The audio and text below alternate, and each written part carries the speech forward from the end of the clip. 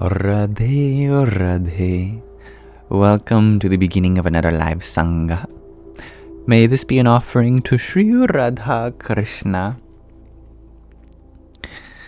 As we await our first guests to arrive, allow me to set the intention for this space as being a welcoming environment, open to everyone, regardless of background, identity, orientation, ethnicity.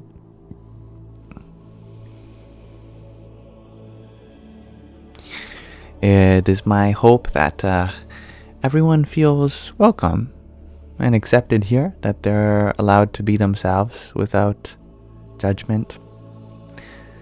May we come together as fellow students of life to uplift each other, relate in one another's experiences, and share positive sentiments. Hello, you've got this. You ask a good question. How do you stop having negative thoughts? Negative thoughts are natural. When we try to make our mind not think in a certain way, we end up only increasing the very pressure which creates those negative thoughts. Remember that you're only the one listening to the thought, and you can listen to a negative thought but not feel like you have to act on it, not feel like this has to be an expression of who you are. So for me, when it comes to befriending the mind, it is less about stopping yourself from thinking in a certain way, but of the thoughts that are available, give your energy to the ones that do express the best version of yourself that you want to express. Consider it like dialogue options. There are always going to be good dialogue options and poor dialogue options. As long as we are choosing to express the good ones, then that is how we shall become. I hope that helped. And hello, B525. Thank you for blessing us with a rose so early on.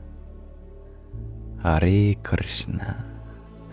Now, I like to start my lives with the question of the day, but I sheepishly must admit that I forgot to come up with one today. Normally I come up with one based on the chakra of the day. Today is Sacral Chakra Monday. So that is all about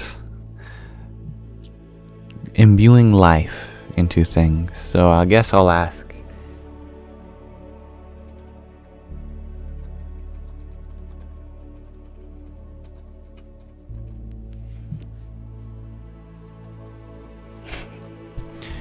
there. Do you have a creative project? That's my question of the day today. We can imbue life into the world in many ways, but one of them is by what we make, by what we create. So I am curious to know where your creative passions lie. And thank you, Steffi, for your blessing of a heart me and flowers. Hari Om Tat Sat. Hello, Shannon. Welcome. I'm doing quite well, I think. Hello, NSED. Hello, Marcy. Hello, Talita. I am just getting started soon.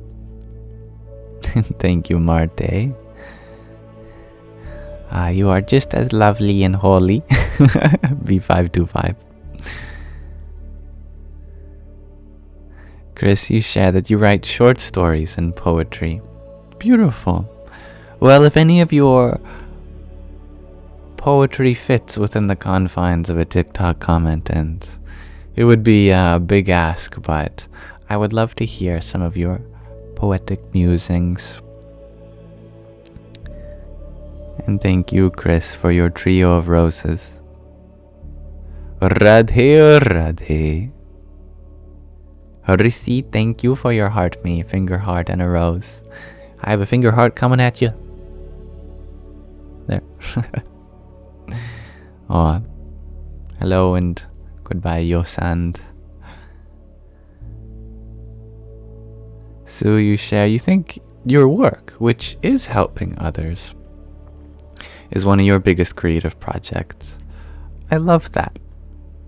That's a beautiful association between your creativity and your work. Marcy, you share a mixed medium 3D painting with lightweight joint compound mirrored tiles and paint and a crochet hat. Lovely.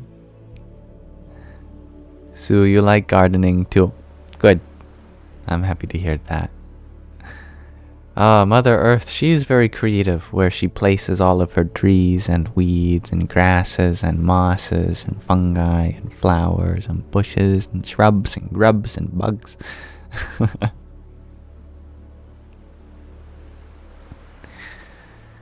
Yes, good evening, Anthony.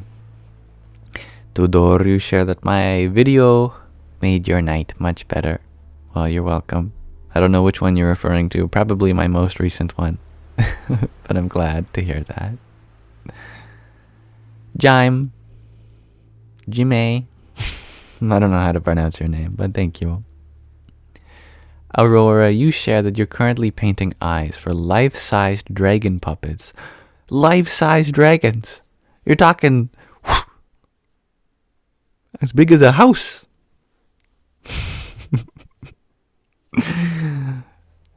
I wonder. That's really cool, nonetheless. Gianna, you share you like working with clay and starting a sculpture. That's cool. I like to hear that. I am feeling comfy today, Dean Dude. In my jammies.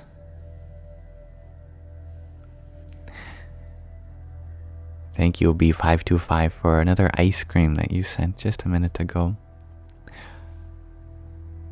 Jai Sitaram. And Anthony, thank you for your heart, me and best team. Om Namah Shivaya. And thank you, Bets, for your hand hearts. There's some hand hearts for you.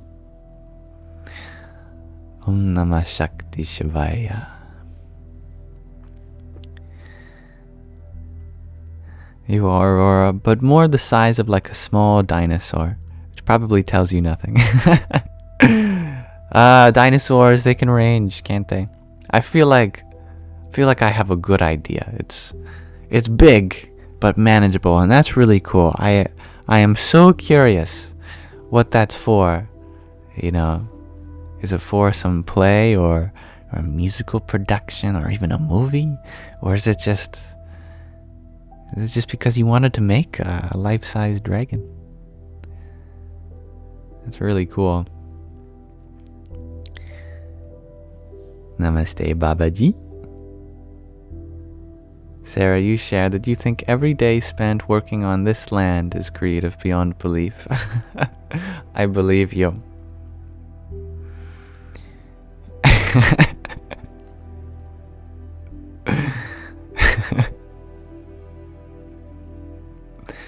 Anna, you are making a website for your sister. I love that. You are a wonderful sibling. Thank you, Anthony, for your 10 TikToks too. Radhe Radhe. Witness of Beauty. You share that your project is UV, glowing flowers, and mini UV Jakes from Adventure Time. That's so cool. I love that. Alice, you share that you paint portraits of celebrity crushes. You don't know if that's creative enough. Of course. Everything is creative enough.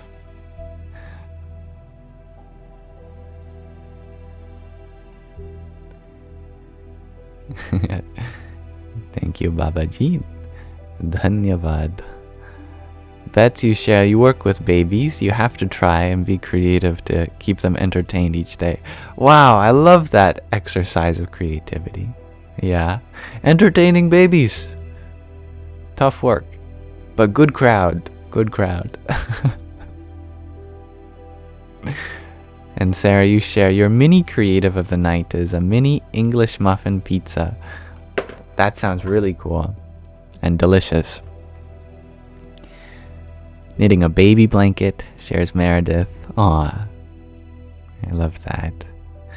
Jocelyn, you share that you're currently growing your first child, if that counts as a project. Definitely feels like one. Absolutely, and that's actually related to why I asked this question of the day. As I designate Monday, the second day of the week, to the second chakra, the sacral chakra, which is associated with, of course, what we put into this world biologically, but also more spiritually, more creatively, anything which we do to give to this world, with a mark of ourself inside, but an independence too. That's creative. In your case, procreative. I love that. And witness of beauty, you share you're doing a treasure hunt and hide your art when you go to parties for people to find it and take it. You're fun. I like that. Alice, you share that you would paint me, but you don't think you would give my energy and aura justice. Aww. Well, I am sure that everything that you paint is an expression of life as it is. No need for it to be something that matches perfect hyper-realism or anything like that. Mari, you share that your friends and you are designing and selling shirts with sign language, and profit goes to a British SL charity. I love that. How beautiful. Creative and humanitarian all at the same time. It's beautiful. And thank you, dear Usha. Usha, bye. For your heart, me. Om Brahm Bhairavaya Namo Namaha. It is a cloudy day today, Sean, so I'm inside.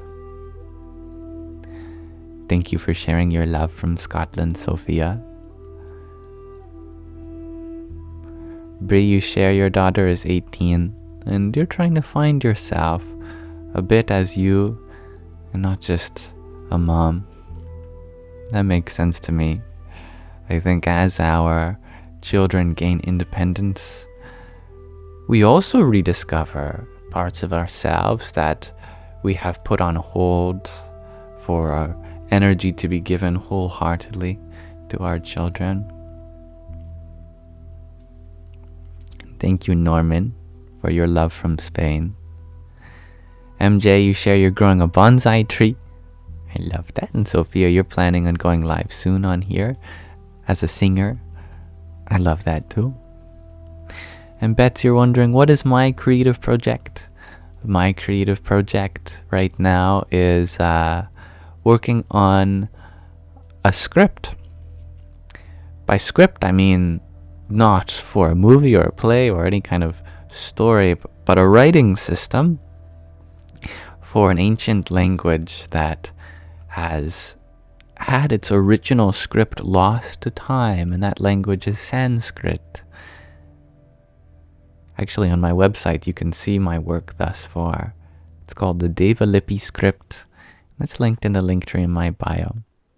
But I'm trying to give a natural writing system for this ancient language that brings out all of its beautiful symmetries and structure, as well as provides you with a method of pronouncing it just by looking at the letters of the sounds. How cool would that be if you could just look at a letter and it would teach you how to pronounce it? So that's my creative project. But I am going to minimize the question of the day.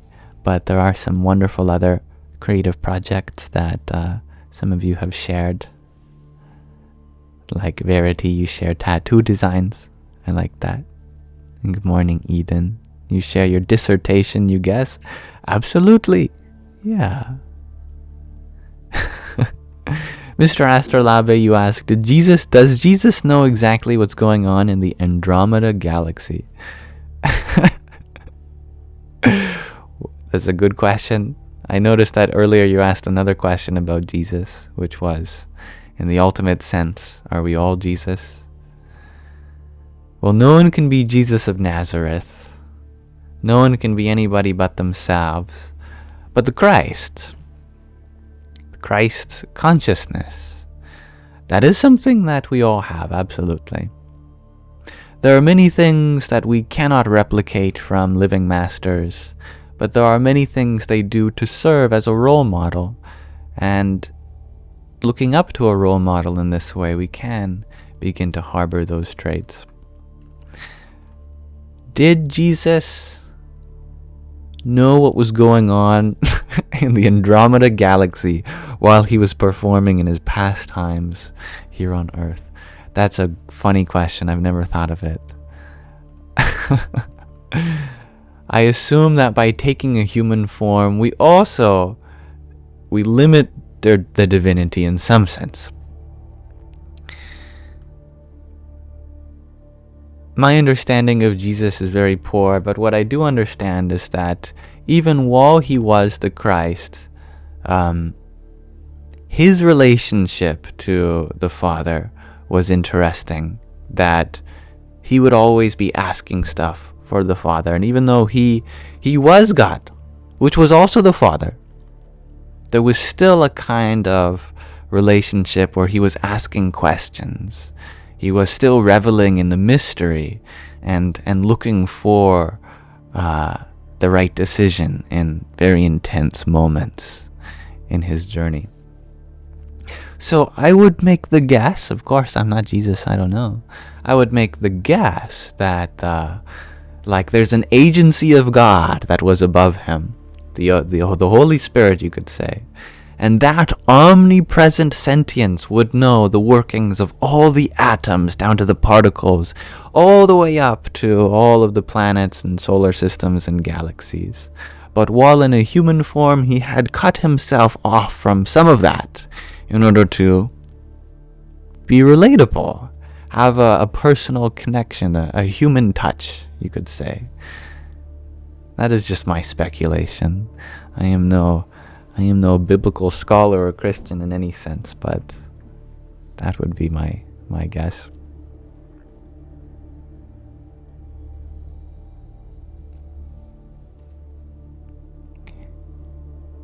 And hello, dear Chloe. I am doing well. Thank you. Thank you for asking. How are you? And hello, Hannah Banana. You just wanted to say hi. Well, hi. And you hope I'm well. You just saw one of my latest vids and you couldn't stop giggling. Oh, good. That is the point. I'm happy to have you here, and I'm happy you like my shirt, Hairspray Betty. I don't know if you can see what it says at the bottom. I'm sure the chat's probably covering it on your end.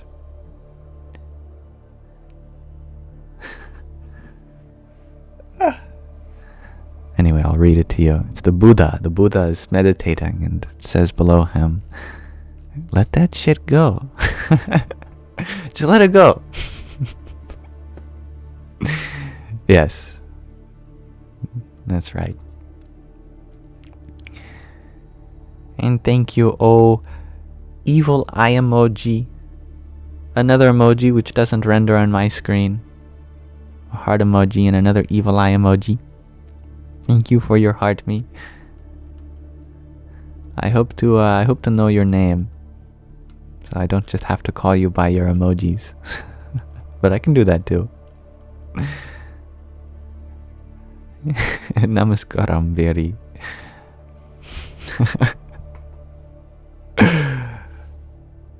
I am doing well today. Thank you for asking. How are you? And hello, Sakura.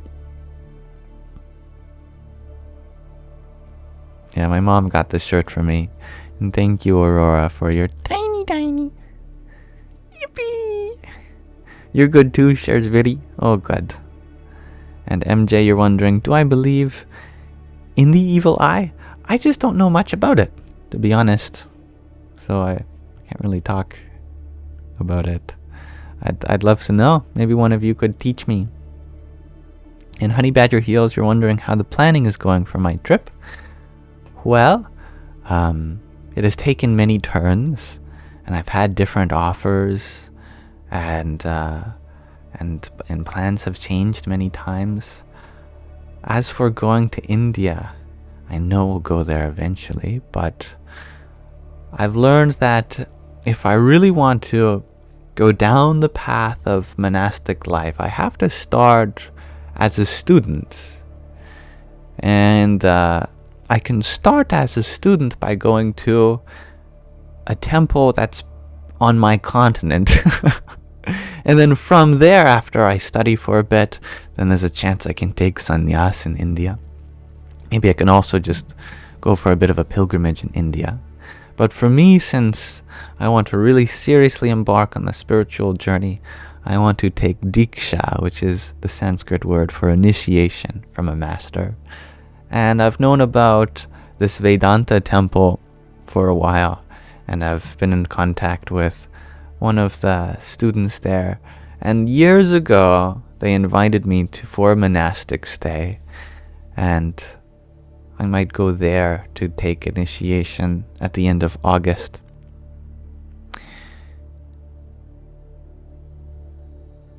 At the Hollywood Vedanta Temple. We'll see. And it's funny, you wouldn't expect such a spiritual place to be in Hollywood. But by square footage, there is actually more enlightened people in this region of Hollywood than there are in the Himalayas, for example. But this is all up in the air, as I've said for other plans so far. But I'll keep you all updated.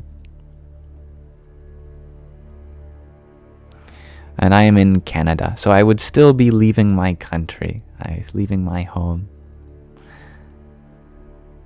It would be a pilgrimage for me.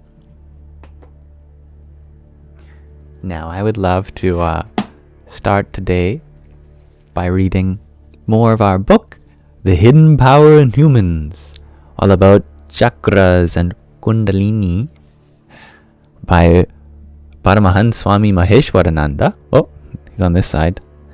He looks very happy. He's a jolly good fellow.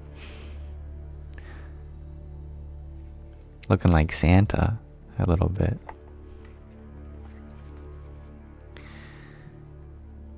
Where did we leave off? We left off talking about karma. What did we learn about karma? That there were 3 types. Sanchita karma, karma accumulated from all past lifetimes.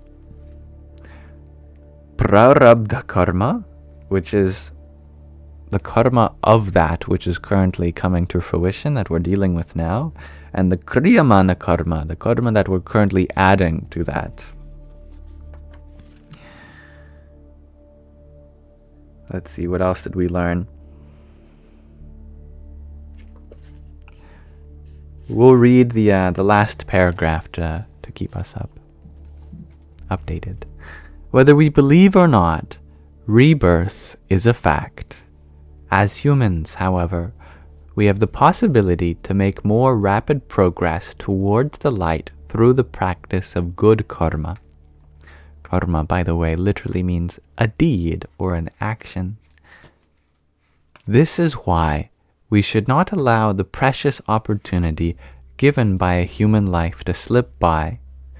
We are travelers who have come to the hotel of the earth for just one brief night. Soon a new day will dawn, and we must again depart. We can take nothing with us. Everything remains here except for the quality of our actions. That's where we left off. Let's continue from there.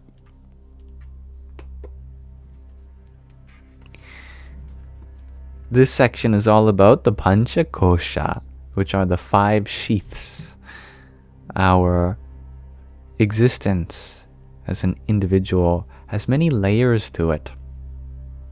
Our body does not just consist of the visible physical form. We also possess 4 other subtle sheaths, also known as koshas in Sanskrit. Altogether, each person consists of 5 bodies or koshas. These 5 koshas are the Annamaya kosha, which is the body of nourishment, in other words, the physical body. The Pranamaya kosha, which is the energy body. The Manomaya kosha, the mental body. The Vijnanamaya kosha, the intellectual body. And those last 3 make up what's called the astral body, which you might have heard of. And finally, the subtlest of all sheaths is the Anandamaya kosha, the body of joy or bliss, also known as the causal body. We have 3 bodies: the causal, the astral, also known as the subtle, or the physical. The physical body is the outermost in terms of gross material nature, and the causal body is the innermost. And the inner 3 make up the subtle or astral body, which includes the energy, the mental, and the intellectual sheaths.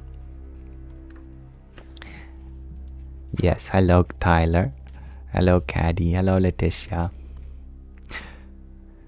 Our karmas, our actions and samskaras, memories and experiences, impressions, are stored in the koshas. They form the partitions between the individual soul and the universal self.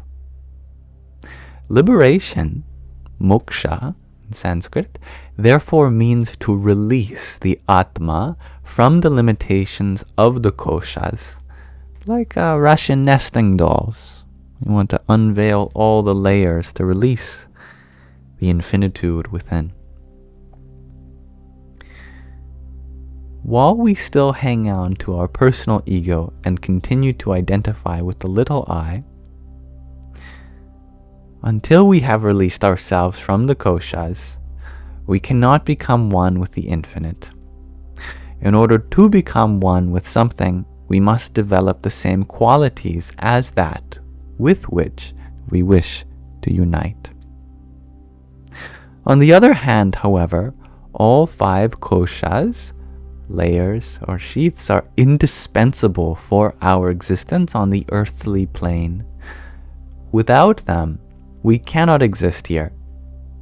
To surmount and detach from the koshas is primarily an extensive process of mental purification and development. When there are no more impurities, no more shadows remaining, then, at the end of our life, the astral body also dissolves and our soul's spark unites with the infinite divine light. Annamaya kosha is the physical body. It is influenced by the food we eat as well as by our environment and society.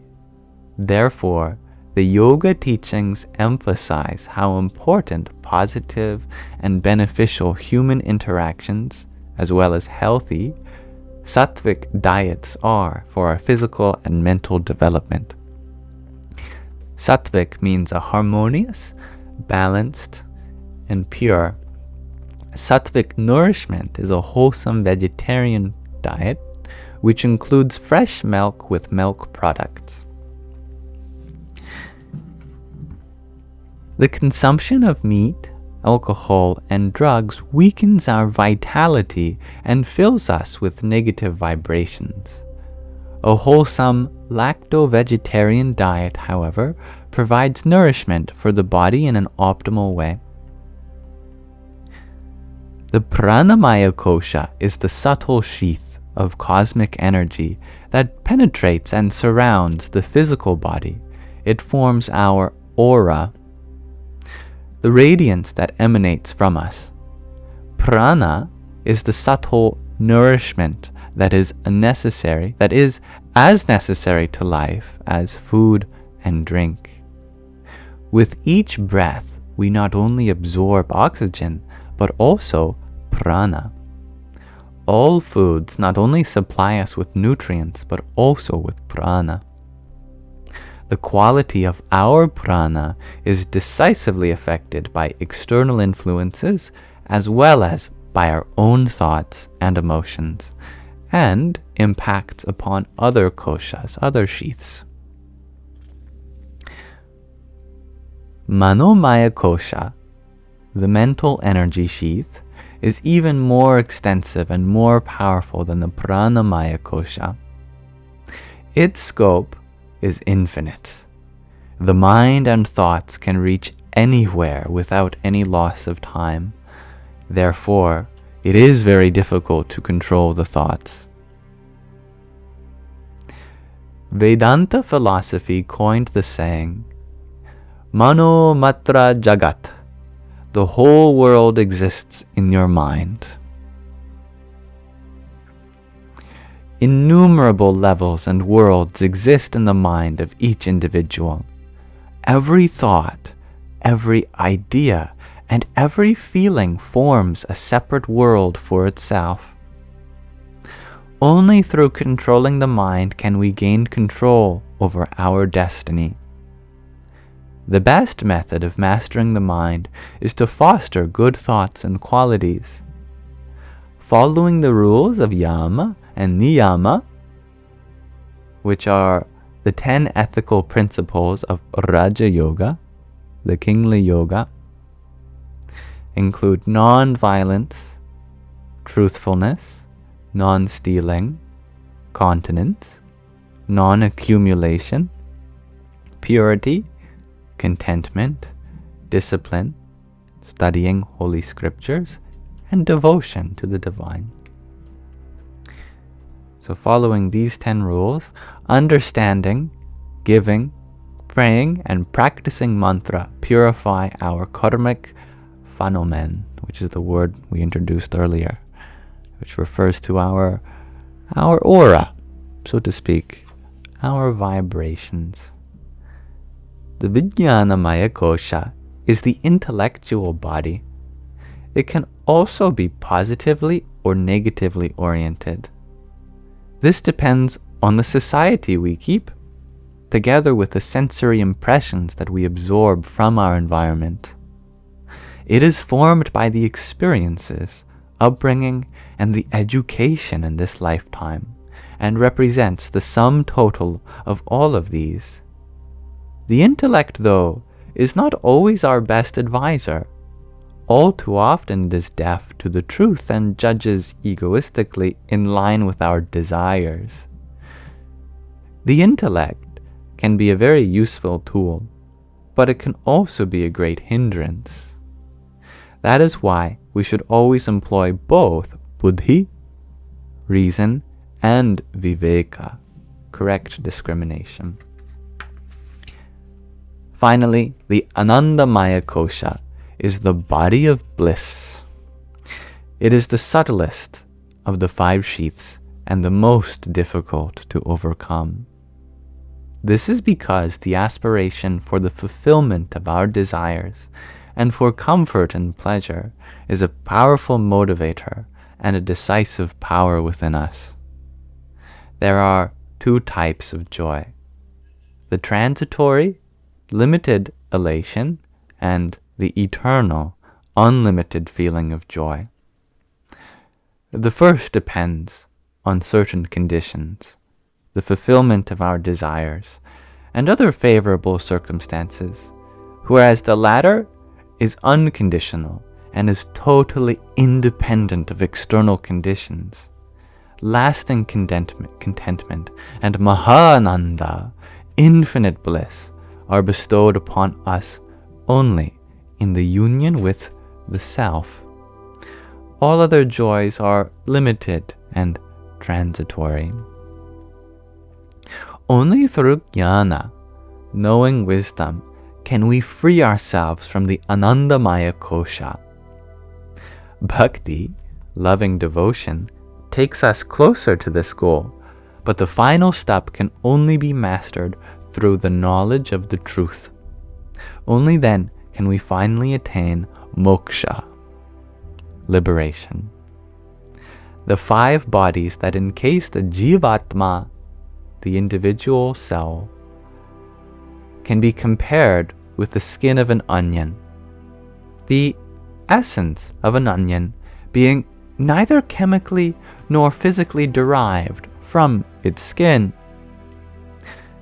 It is in the same way with our identity.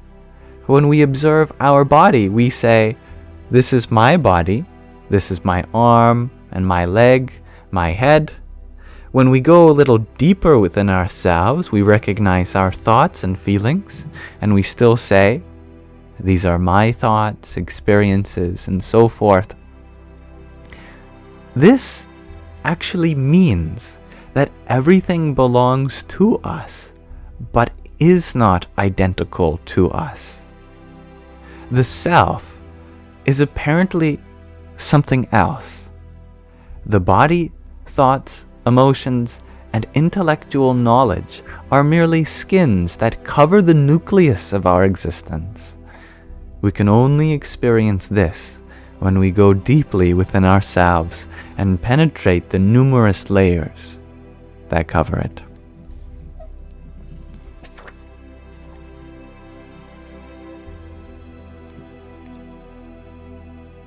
Thank you for listening.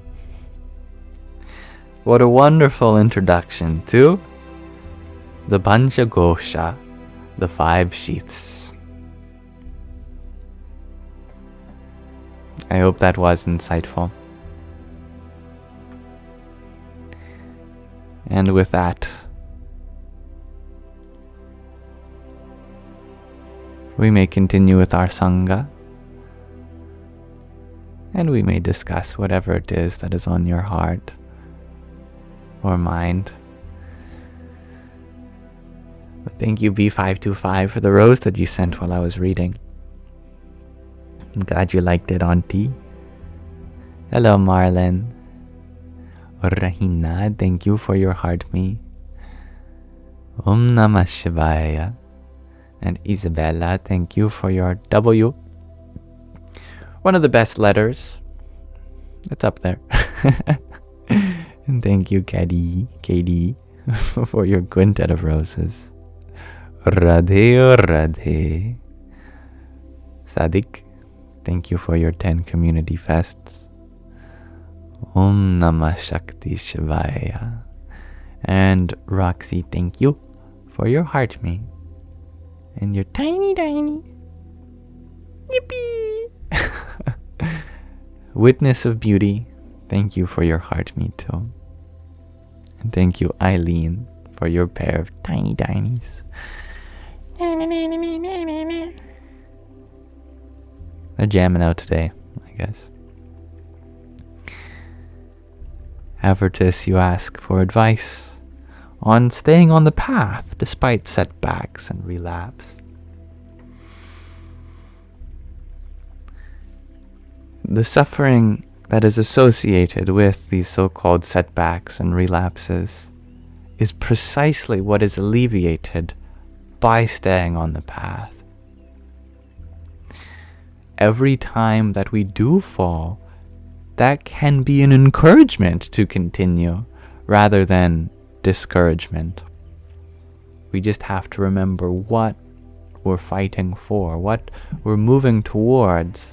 We are moving towards that state in which no setback can take you away from truth, that no obstacle can overcome you. At the same time, there is no true loss on the spiritual journey.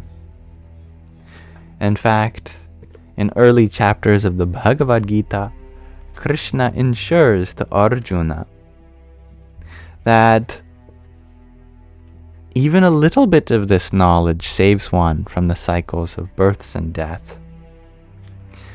And that even if you were to try a little bit on the spiritual journey, but end up not performing for the rest of your life, you will still have a favorable afterlife. There are no true setbacks on the spiritual journey, only challenges that take us closer to our goal.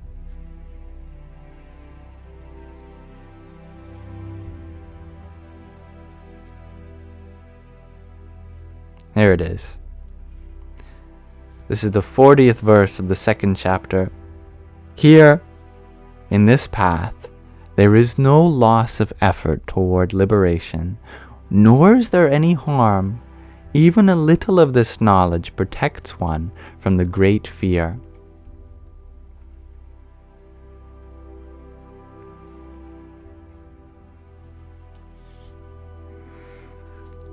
One of the most important verses. I agree, Caddy. It's a wonderful book. Or song, I should really say, since Gita means song. And thank you, dear Sue, for your fire. Hari Om Tat Sat. That's a great way of putting it, Auntie. Right now, no losses, just lessons. Now, India, you're wondering, do I believe in God? This is one of my favorite questions to answer. Because it's an opportunity for me to address how we use the word God in so many different ways. It's true. Like, everyone has heard in their childhood that Pluto was a planet, but now it's no longer considered a planet. I promise this relates to God. Some people still really believe that Pluto is a planet. But some astronomical body of humans, they said, no, we've redefined the term planet. Now it excludes Pluto and other dwarf planets. From the time that Pluto was discovered and declared a planet, from the time that it was redeclared not a planet, it didn't even make one full lap around the sun. And still, people argue. But if you pay close enough attention, no one was ever arguing about Pluto. We were only ever arguing about the definition of this word planet. We were arguing about what we think this word should mean. And consequently, whether or not Pluto falls into that definition or not. But regardless of the definition of this word, Pluto's still going around the sun. It's still existing as it is. Our understanding of Pluto has not changed. Only the way we use our language has. You can see where I'm going with this. Good. Most arguments also are never actually about God. They're about the word God. What it means to you, what it means to me, and what we think it should mean together. And whether or not our belief falls under that definition or not, consequently. So, we need a really good definition. We need a universal definition. One that everyone can agree in.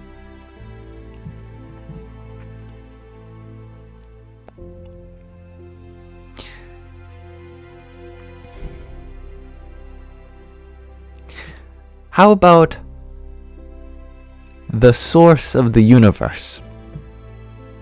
Let's just define this funny 3-letter English word to mean the source of the universe.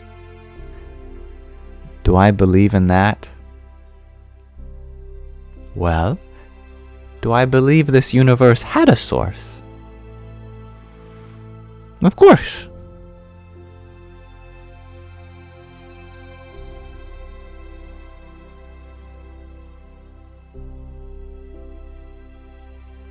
Do I have reverence for the fact that all this has come from one?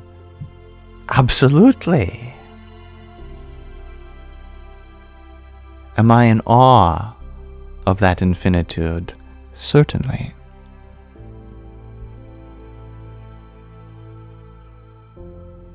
So,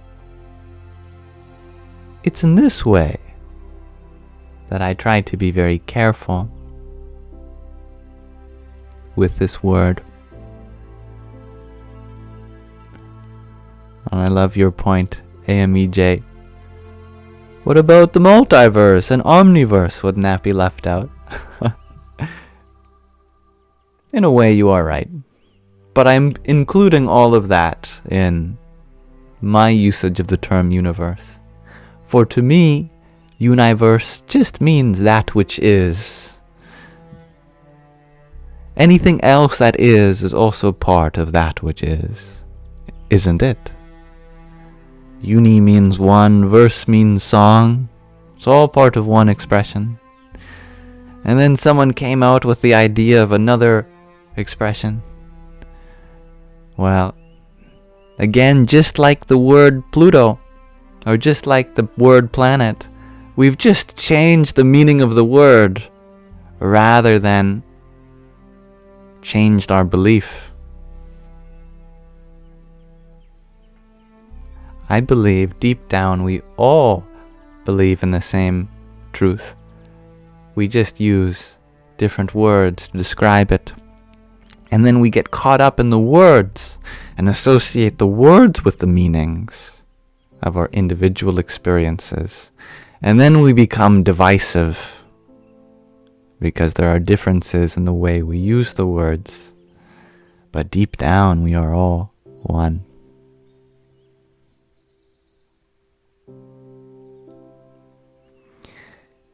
And hello, dear Rosie. And Eden, you had asked, would it matter to me whether or not God exists? If yes, then God exists. If not, then why should it matter? Again, we have to be careful with our words. If we define the word God to mean the source of existence, then the question, does God exist, doesn't make so much sense anymore. Because we're asking, does the source of existence exist? It sounds like it would have a question or an answer, but we're really begging the question here. Just like the question, is water wet? Does the source of wetness have wetness? It's subjective, isn't it? Whether you want to include the source of existence under the umbrella term of existence or have it be separate, it's circular, ultimately. How about this? Whether we get caught up in our vocabulary or not, wherever this existence has come, whether it's a form of nothingness or not even nothing, am I grateful for this whole universe? Absolutely. And if I were to attribute a source to that everythingness and direct my love there, would I? I would.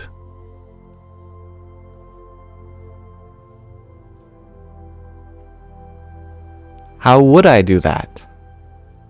By recognizing that that one source has given rise to so many different expressions. Therefore, in order to love all of that source equally, I have to love all of its creation equally.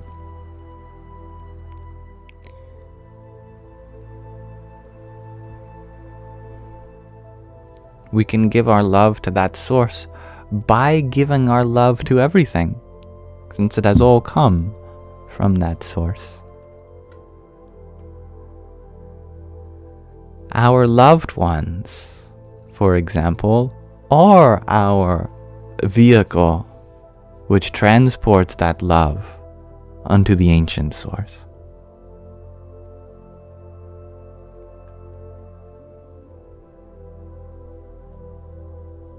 Thank you, dear John F., for your community fest just a moment ago. And Jose, thank you for your rose. Hare Krishna. Welcome, G2 Infinity. Auntie, you share your daughter and you say that all the time. You love you. I love you in the whole multiverse.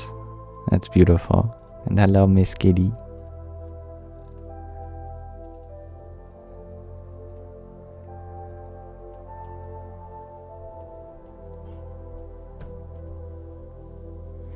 Sadek, you share that to you the difference between the beliefs past the basic is how the God is personified. Like, can a God choose to care about humans in some beliefs and not in some others? Yes, there is a lot of differences amongst our humanity. And we all look up to the source in different ways according to our own subjective needs and wants and experiences. I know this much, that the source of everything has infinite qualities. So what you see in a source is going to be true for you. And because that source is our source, we inherit any qualities that we attribute to that source. If we think the source is all loving and all good, we become like that also. If we think the source is full of hate, then we become like that too. So there is a practicality to what attributes that we find in that one being, as we become an expression of that by definition.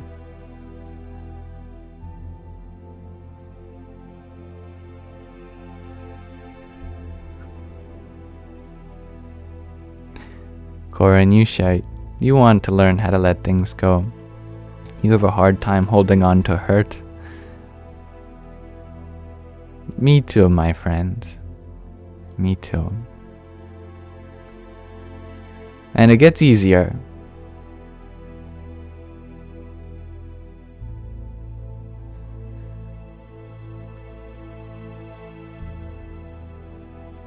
I love that, India.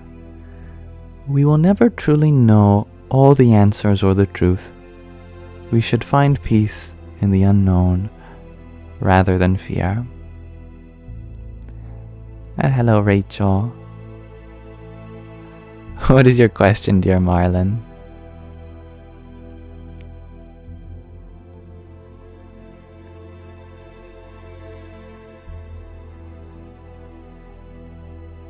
Oh, what is your name? It's a very interesting script. Is it Stanina?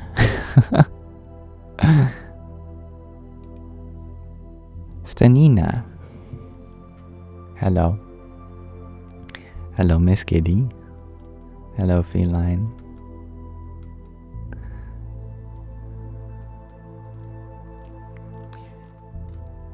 I'll look for your question, Marlon. I'll keep it in mind. You ask, how can you get your mom to understand that you are not Catholic, you are spiritual? Indeed, Catholicism and any religion is one way in which we can become spiritual. Spirituality is beyond borders. It cannot be described by any particular faith. That is what makes spirituality universal, something we all can experience, regardless of our faith.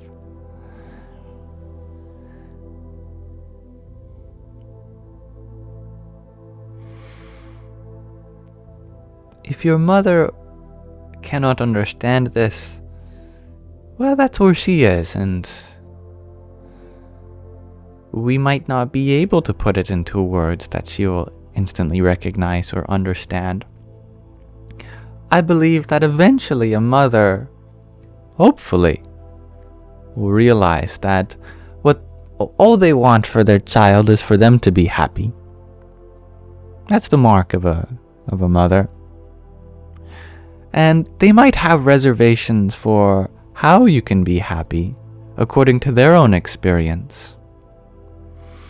But if they discover that you are genuinely happy in other ways, well, I don't see how a mother could judge you for that. Happiness is something we all go towards. And as it was put in the Vedas, in humanity's oldest revelations, just as a river is drawn towards the ocean, just as a rock is drawn towards the earth, we are drawn towards happiness because all things are drawn towards its source, and happiness is our source. We have come from a place of goodness and joy and peace and bliss and love. No wonder we're in search of from where we come. We're just trying to go home. In that way, if you see someone becoming more peaceful, more loving, more happy, more joyful, more blissful, in a permanent, long-lasting way, then they are going towards the very same source that you are in search of. So, even if we belong to one religion, if we see someone becoming more joyful, more peaceful, then they are going towards the same source that you are going towards. Because that's all you want in your journey too. They are just going there in a different direction. But we all come from the same place. Therefore, we are all headed to that same place, as long as we are in search of these aspects of the source, of happiness, of peace, of joy, of bliss, etc.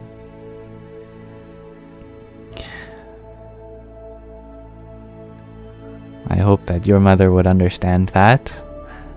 If not, not much we can do about that.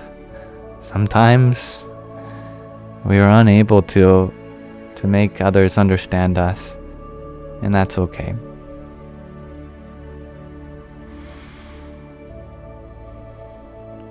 Thank you, Gulai, for your pair of roses a minute ago. And Dob Darker, thank you for your heart, me. Hare Krishna. And Jacqueline, thank you for your pair of finger hearts. Om Namah Shivaya. And thank you, Hanan, for your pair of roses too. Radhe Radhe.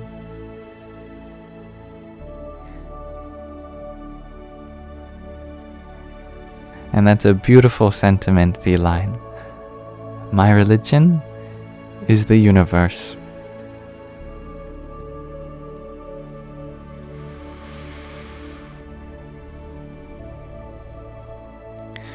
Rosie, you asked a heartfelt question.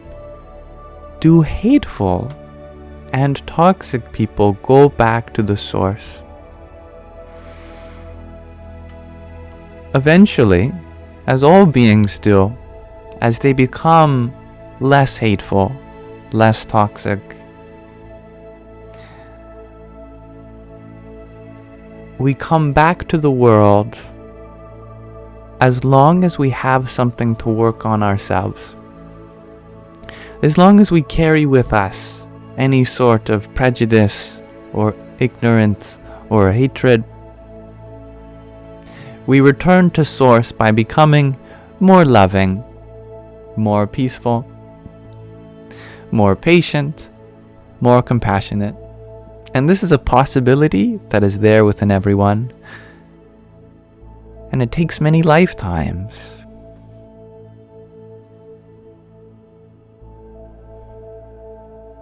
Not everyone makes that journey in one lifetime. In fact, according to scripture, it takes 8.4 million lifetimes.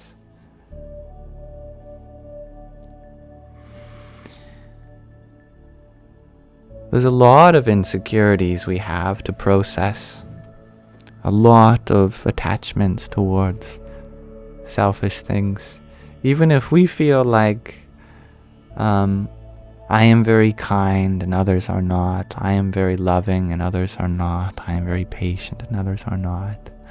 Even that idea that others are not, that's something we have to work on, because it shows that our flaw finding is still happening for others.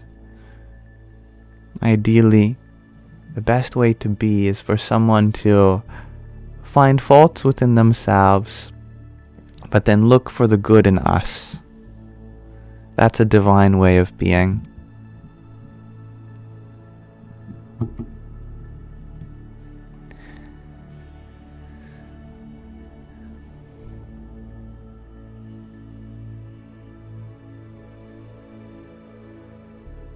Nish, you ask, would letting people go be a form of love? Absolutely. If you love them, let them go. Let them go. But sometimes letting them go doesn't have to mean that we're not involved with them in any way. Letting them go is a kind of trust and acceptance that regardless of the outcome between us, I will be happy. That my love for you is not dependent on you.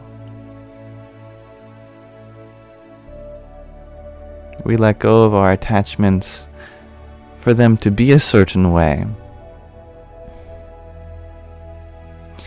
And if they trust us to help them in that way, then we can set boundaries in consent.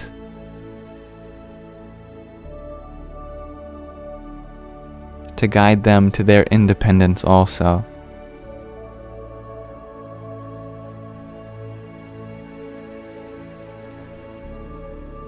Thank you, JR, for your ginger man.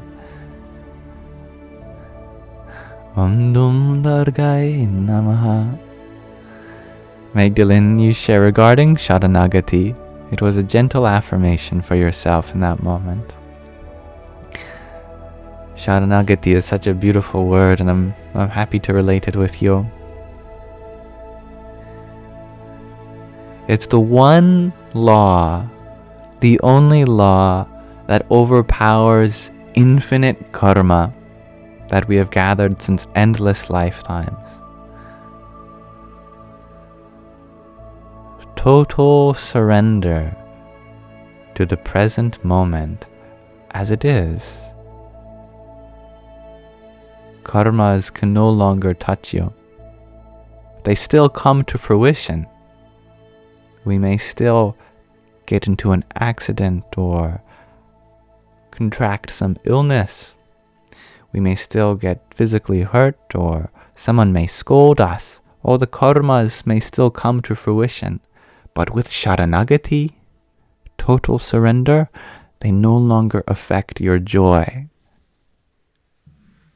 your peace, your purpose, or your power.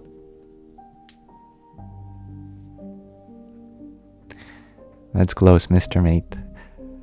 Sharanagati. Lots of A's. Sharanagati. Sharanagati.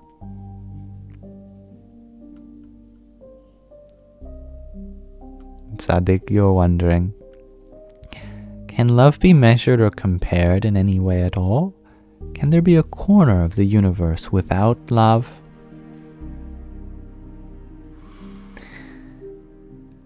There are many different forms of love, and we can compare the forms to one another, whether we are loving in one love language or another, whether our love is conditional or not, whether our love has any expectations of return, or if it is given freely, whether our love is tainted with a desire, whether our love comes through our words or thoughts or deeds. Love can come in many forms, and we can compare the forms. But what's contained by all the forms is a non-dual substance that cannot change. And that substance, known as Brahman, is pervasive throughout the whole of existence. Wherever there is Brahman, something exists. Wherever something exists, there is Brahman. Therefore, a corner of a universe without love is also without universe, and therefore, it cannot exist. Love is the very space in which something occurs. Such is why this whole universe is immersed in love, because the whole universe is immersed in space. And hello, Ro. Thank you for your good night wishes. In the same way, we love someone by giving them space to be themselves. Love is a kind of open, playful space where we allow things to occur. Love is a kind of allowance. Love is a kind of possibility, of potential, a canvas for anything to arise. It has no rules, no regulations. It has no prescription. Just a unconditional space for things to happen and be acknowledged in, for beauty to arise, unfold, and be witnessed, for potential to be empowered, and for power to be given purpose.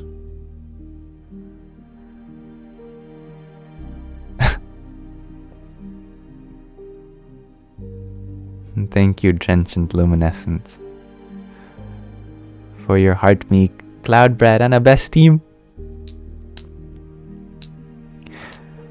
So you share that 8.4 million incarnations seems almost unattainable. It stirs something some unsettling feelings within you. You have been wanting or hoping that this is your last lifetime.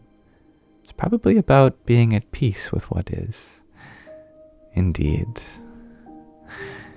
8.4 million incarnations.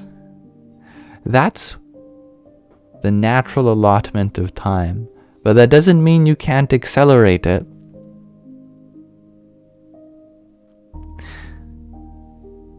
In Kriya Yoga, for example, it said that you can simulate that many incarnations through the Kriya breath. And this is one way of thinking about spiritual acceleration on the path. That with one truly conscious breath, we live a whole lifetime. If you then take 8.4 million conscious breaths, it will be as if you lived that many experiences. But it requires a lot of determination and focus, and moksha, liberation, is possible within a single lifetime. But it requires commitment. That's for sure. Fortunately, it is said that even if you haven't committed, if you're at least aware of this, if you feel like you're already on the spiritual path, then you are a stream enterer, and in Buddhist tradition you have no more than 7 lifetimes left. Could be less. But for someone who is awakened to spirituality, you can call them a stream enterer. Thus, you are on your last set of lives. But at the same time, it is not merely as though on your last life you just disappear and you dissolve into nothingness and merge with Source. Sure, there's a poetic way in which that happens. But you can very well be fully liberated while living here too, and come back as often or not at all as you want. When we say that we're liberated from the cycle of birth and death, it means that we understand that we are not changed through birth and death. Birth and death still may occur, but we no longer identify with the process of coming and going from existence. Since we are one with existence, we know our identity to be inseparable.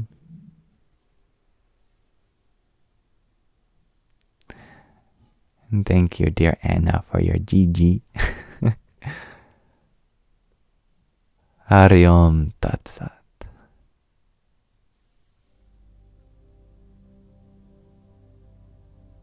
And I like that too, Mr. Mate.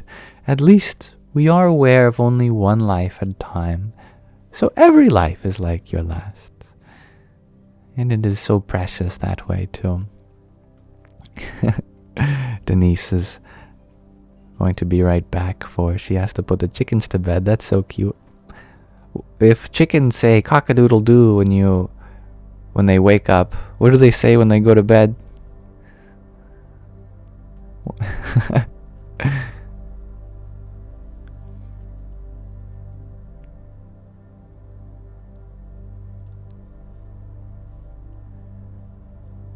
Marlon, you share that your mom keeps telling you that you should not step away from the Catholic Church, or God will turn away from you and damn you to hell.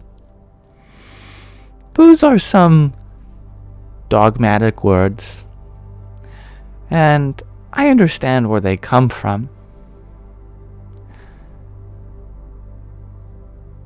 It makes some people's faith easier when they're bound by this legislation, you could call it. But for many spiritual seekers like yourself, these words become really limiting. And of course, we have to go beyond these words and understand that God is beyond damnation. Clearly, humans are not. We're always feeling like we have to punish others.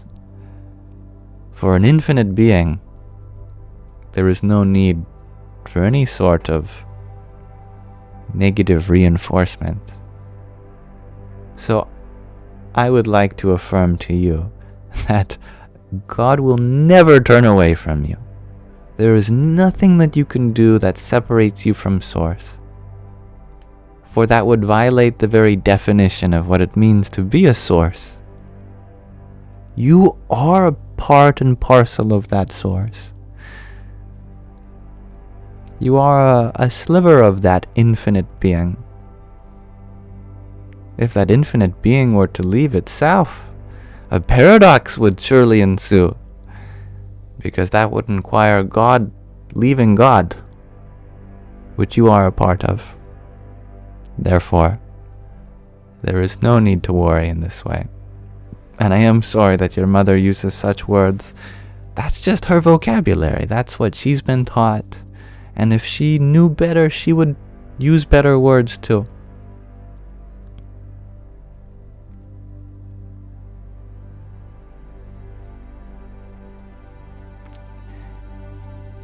And that's a good reminder too, Master Mix Promos.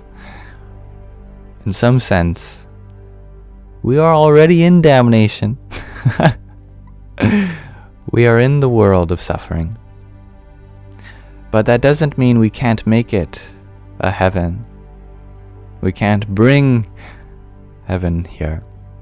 We have to put in the effort to clean things up.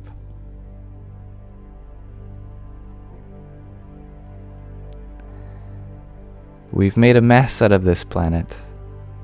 But that doesn't mean it has to be that way either. We can acknowledge the suffering and go forth to alleviate it.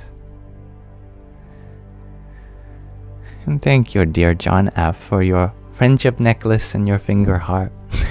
And your tiny. Yahoo! And Sadik, you're wondering, how does Hinduism handle the concept of self? You're genuinely curious. Well, that's a big question.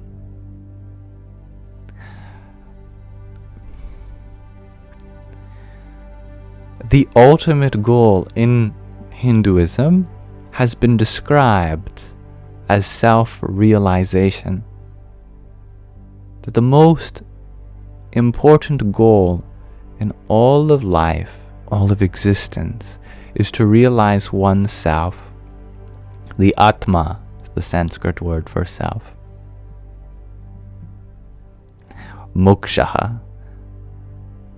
Moksha comes from the Sanskrit word much, the root verb for to free, to liberate. So moksha is freedom or liberation. From what?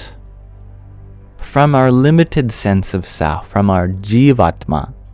Because right now we've encased our atma, or ourself, in a limited notion of who we are. Right now, in our bodies, we are expressing ourselves through a gender, through a nationality, maybe through an occupation, through a personality, through a belief system. These are all expressions of yourself. However, sometimes we confuse an expression for a limitation, and we forget that our true self is beyond any particular expression.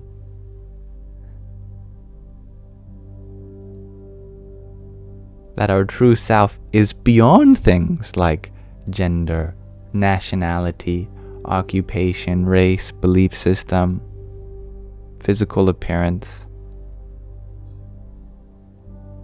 It's like if you were to imagine the source of all things. It would be infinite. And anything infinite can't have one way of being, or two ways, or three ways, or four ways, or 5, or 6, or 100, or 1,000,000, or 1,000,000,000, or even 1,000,000,000,000, or Infinite means that which is forever beyond even the largest of the numbers. And that is from where we have come. It is that unlimited being that is our true home, our true nature. So to liberate ourselves from some false notion is the ultimate goal. To merge with the true self. To recognize your Atma, yourself, to be non-distinct from Brahman, that ultimate reality.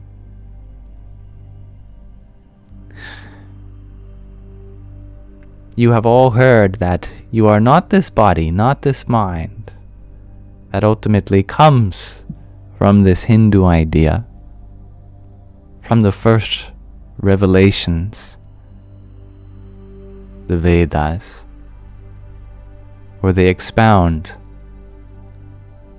that the ultimate source of your being is Sat Chit Anandam, existence, consciousness, bliss, and it is unlimited and not dependent on anything physical, material, anything temporary. And the spiritual path is to go in search of that unlimited self. You're back, Denise. Well, I hope the chickens are asleep or getting there. And thank you, Ari, for your community fest.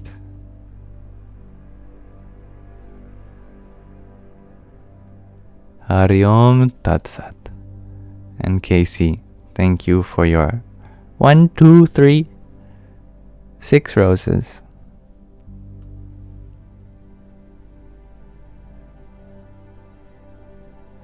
Om Namah Shakti Shivaya.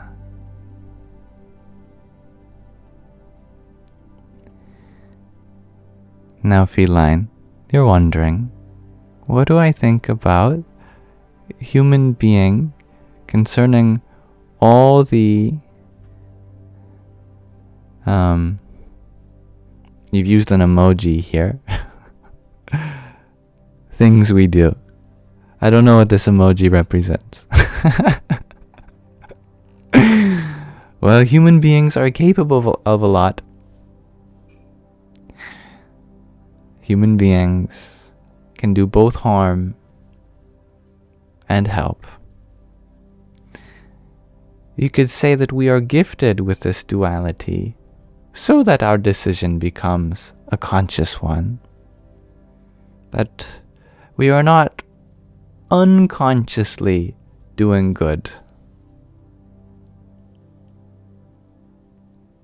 For good to be true, it must be conscious. And for it to be conscious, it must exist relative to unconscious choices, like seeking self-preservation, or sense gratification, or worldly attribution. We are gifted with the ability to heal, to help, as compared to the ability to harm and to hurt. That is what gives us this free will. We have a choice to do good, and therefore the goodness is really empowered.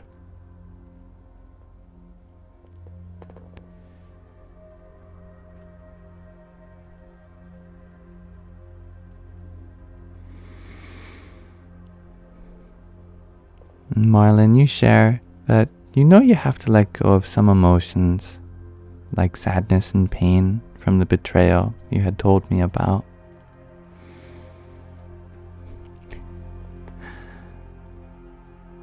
We can allow our emotions to be, with trust that they will pass and be transformed into new sensations. We can free up space within our emotional body by recognizing that joy or misery, these are capabilities that exist within you.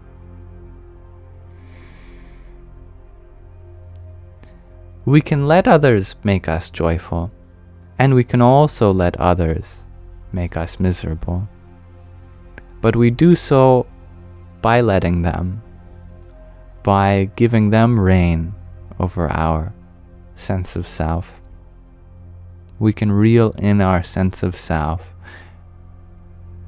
by recognizing that no matter how many sensations come and go, we are ultimately unaffected by them because we always have the same potential within us.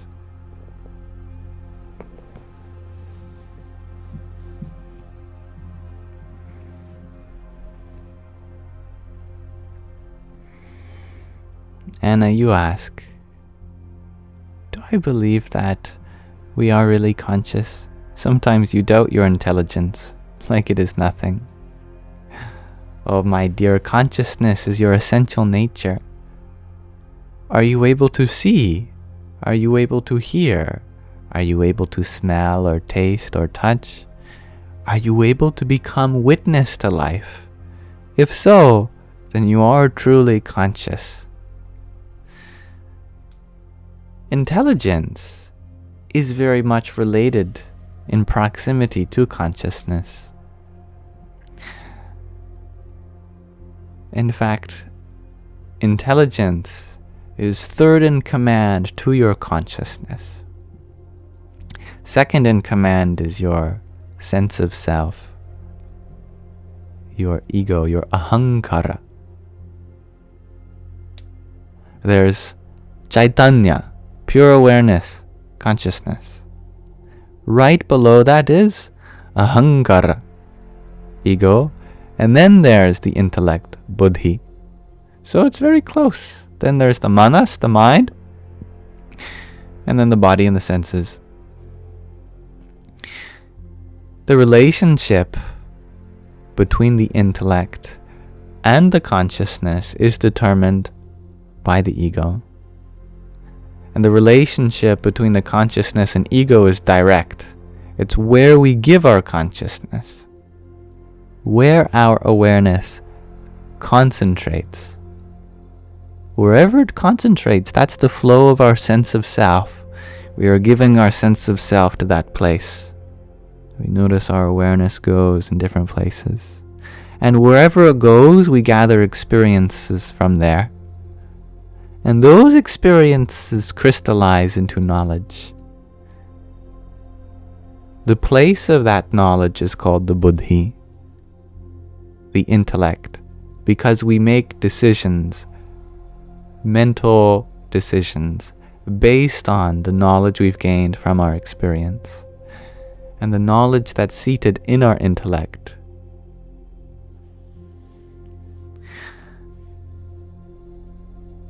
To be fully conscious means that we expand our sense of self. We give our awareness inclusively rather than exclusively. And the more inclusive our sense of self, the more fulfilled our Ahankara is, our ego. The greater, the more wide-ranging our experiences become, and therefore our knowledge becomes more encompassing to all the facts of life, and thus our intellect becomes more informed from all perspectives, or as many as we can.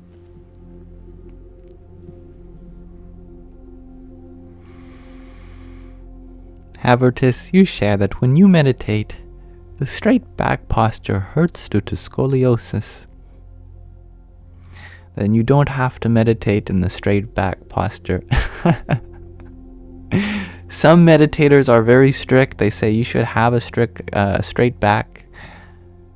If this is possible for you, that's great. If it's not, due to a physical disability, then there's no reason to cause yourself unnecessary harm. The principle of Ahimsa is sometimes translated to non-violence, which is important, but least harm is a better principle, and it's the first principle of yoga, to perform the least harm. The reason why having a straight back is important is because it causes the least harm to our organs. When we slouch, we end up putting pressure on our digestive system, on our chest. So it can be more practical in the long run to keep a straight back for having a healthy set of organs. Now, given that you are dealing with some different physical circumstances, the least harm thing to do would be different for you. So you'd still be following the principle of Ahimsa, because for you, the method of least harm must take into account the curvature of your spine.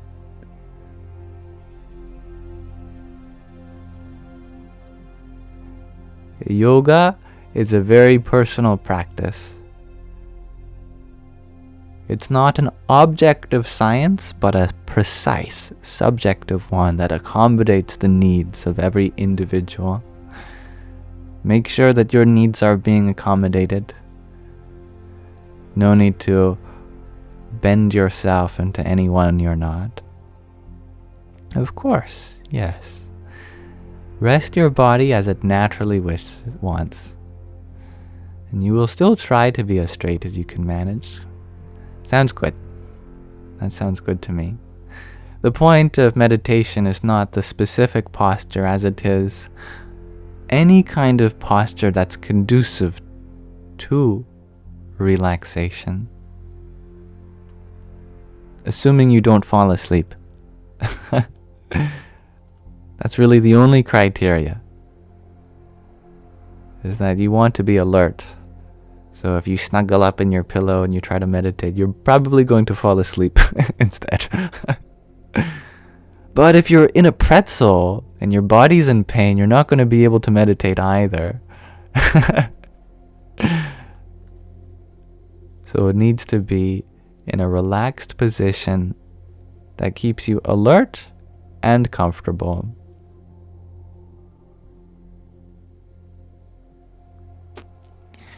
Veronica, you shared that you always overanalyze the smallest decisions, which is not very good. How do you ever know what is a good decision, even if bad decisions give you something positive? It's a good question.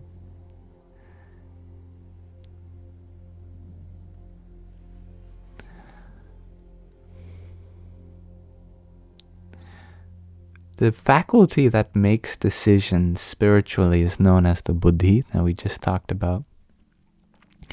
And the buddhi is informed by your experiences. Your experiences are determined by your associations. As long as you associate with role models, you surround yourself with people that perform in ways that you look up to, then your decisions will become based on that association. That person or those people could even be from stories. You could look up to a role model in a story too, if you're unable to, or it could be online. This is called satsang, and it's the most important spiritual practice, is that you associate with truth, that you surround yourself with people that make positive decisions, so that their ability to make decisions rubs off on you. That we look up to those around us, and we look for all the ways in which they're doing something right. And almost naturally, we start making more informed decisions. Because where we put our sense of self, where we associate, we gain the experiences of those people, those places.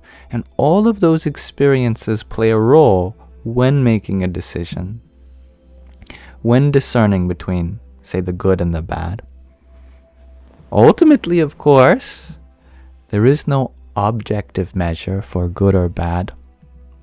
What is most important is not what decision we make, but our humility and accountability in the decisions.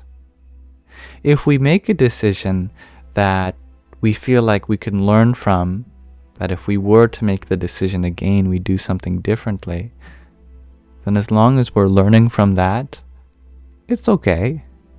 You're allowed to make mistakes. The mistakes don't define you. What defines you is how you accommodate to change that may arise in the decisions you make. We make decisions, and sometimes they lead to good outcomes, sometimes they lead to bad outcomes. Either way, you're still living a fully human experience.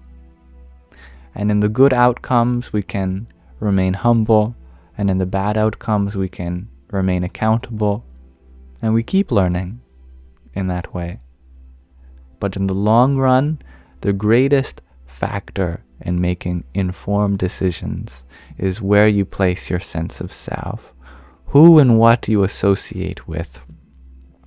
That's the power of satsang, true association. And it all makes its way from there.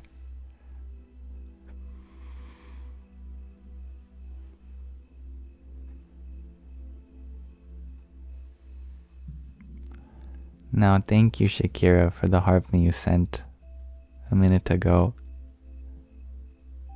Hare Krishna. And Feline, thank you for your rose. Om Namo Bhagavate Vasudevaya. Hello, dear Priscilla. And thank you, Meh Itzpidge, for your 1, 2, 3, 4 paper cranes. My goodness. A quartet of them, in fact. And a rose. And a heart me. Thank you for those very generous gifts.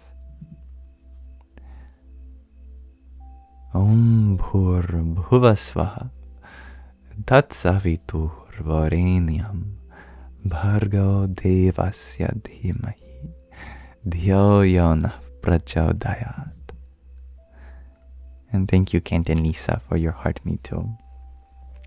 Oh, on the topic of overanalyzing, and this ding is for you, Kent and Lisa.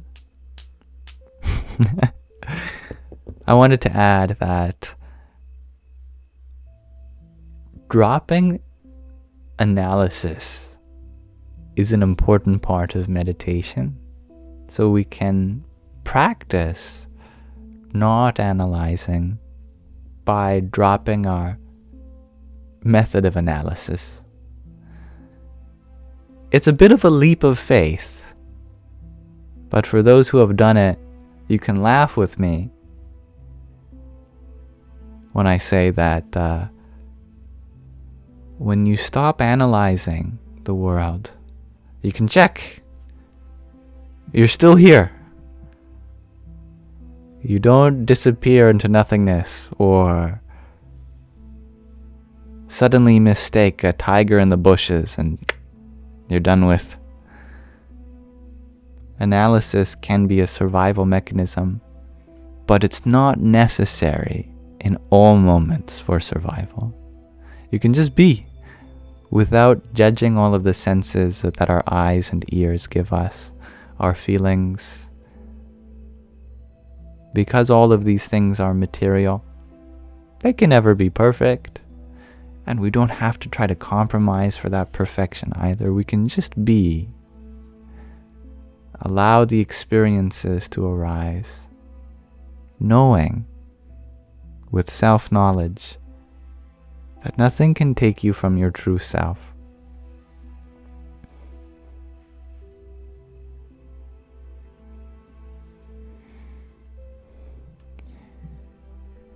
And thank you, Cosmic, for your trio of finger hearts. Radhe Radhe. And thank you, 11 Myla 11, for your heart me too. Om Kring Kalikai Namaha. And Feline, thank you for your trio of roses. Hari Om Tat Sat. Meh, it's Pidge. It's very kind of you for sending a subscription to Sadik. I love Sadik's questions. They're always so insightful. I'm very happy to have you here. And I look forward to any kind of connection we can continue to forge on this spiritual path together. Nora, you share that every time you meditate, you feel so confident in what you need to do, but your ego gets in the way later on. What if I told you that the confidence in your meditation, that's the ego getting in the way? The other way around. In meditation, we should feel very humble. In meditation, there's nothing we need to do, nothing we need to accomplish.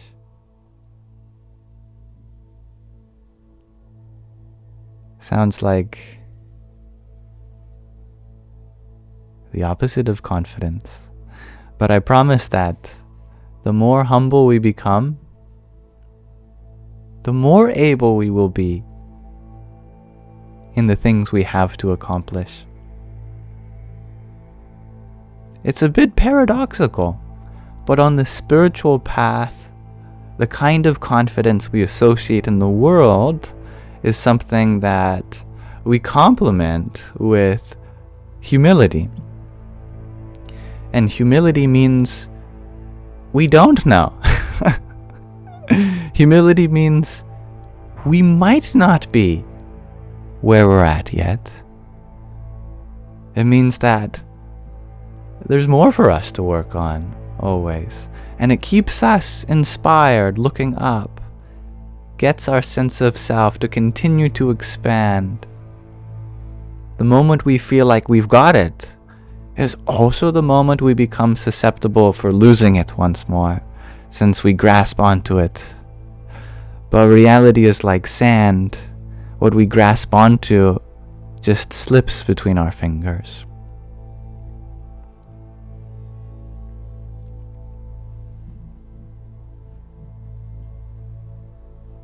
Thank you, Myla, for your 14 best teams. Om Gam Ganapadaye Namaha. Sadik, you share that you feel like you are annoying me sometimes. Oh, never. Not to worry, my friend. Hello, Entrepreneurs Academy. Skakala. You share you seen a badger in your garden today. That's very cool. Today I saw this cute looking, I don't know if it was a rat. It was this beautiful marsupial looking thing. I don't think it was a mouse because it was bigger. But my cats, let me tell you, they were staring at that thing, munching on stuff in my garden, my mom's garden. And I just wanted to go and hang out with the cute little thing.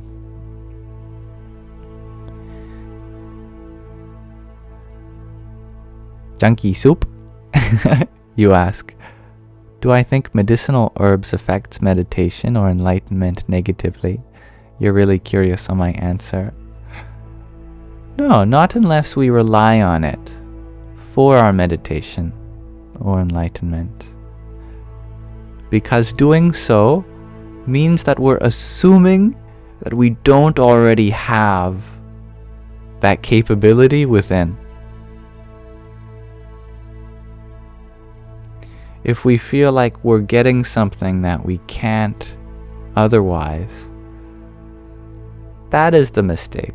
It's not the substance itself, it's the belief in something giving you anything that's not already within your potential. With that understanding, it doesn't matter if you take the substance or not, because you know that whatever happens, it's merely an expression of your own potential.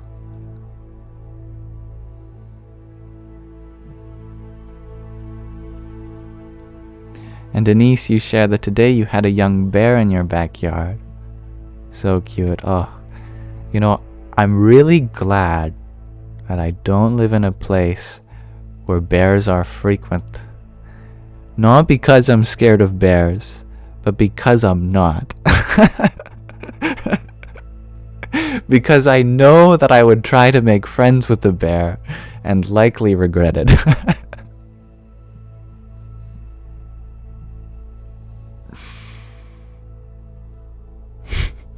Hello, Kylie. Well, that's lovely. Oh, of course, Junkie Soup. I love your question. It's very relevant for many. And thank you, Spencerius, for your trio of tiny tinies. Yahoo! Hello, Sky. I remember you coming here before. Yes. Thank you for sharing your love. Oh, one who goes by the username I am no one.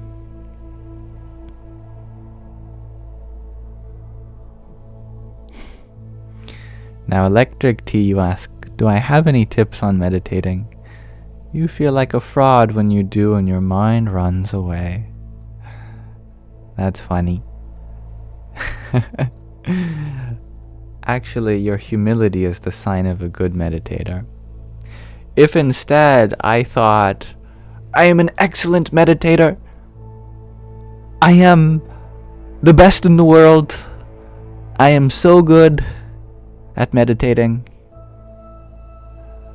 then I think that would be a kind of imposter syndrome. But if you're acknowledging the fact that it's difficult, ironically, that's what it means to be a good meditator. Meditation is the simplest thing you could do, but also the most difficult. When I meditate, I may have thoughts come that are maybe anxious in nature. I could have memories that fill me with desires or fears. I could have childhood traumas arise. When I first started meditating, I thought that means that I'm not doing it good enough. Clearly, I'm not able to suppress my thoughts. As I became more spiritually mature, I realized that that's what everyone faces in meditation. And I'm not alone, and in many ways, that's the sign of a true seeker. Because you're not trying to suppress your thoughts. You allow them to arise. And actually, when all of these thoughts do arise, it's a sign that you're no longer putting so much of a hold on your thoughts, keeping them from coming up. So much repression. We allow the mind to wander, but we keep our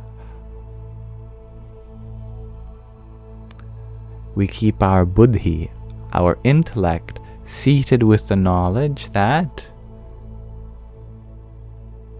this spaciousness, this openness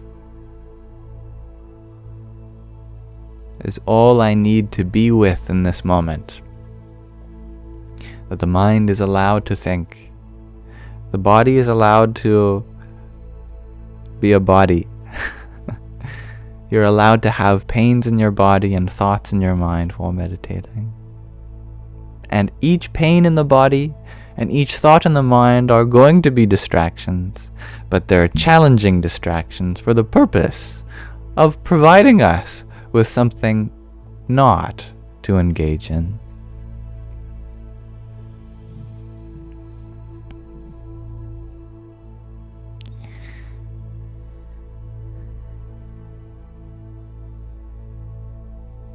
I agree with that. Everybody loves Raven. In a way, we are all born spiritually mature. Maybe emotionally immature. And then we become more emotionally mature, but spiritually immature.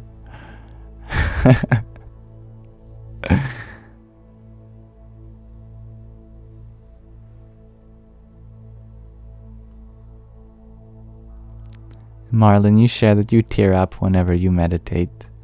Why is that? Sometimes that happens to me too. I feel like it's just a kind of release. And that's wonderful. All good.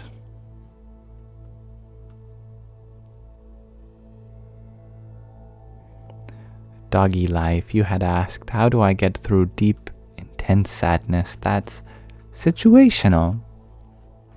I suppose by recognizing that, just like sadness, all situations, they come and they change. And they change and they go.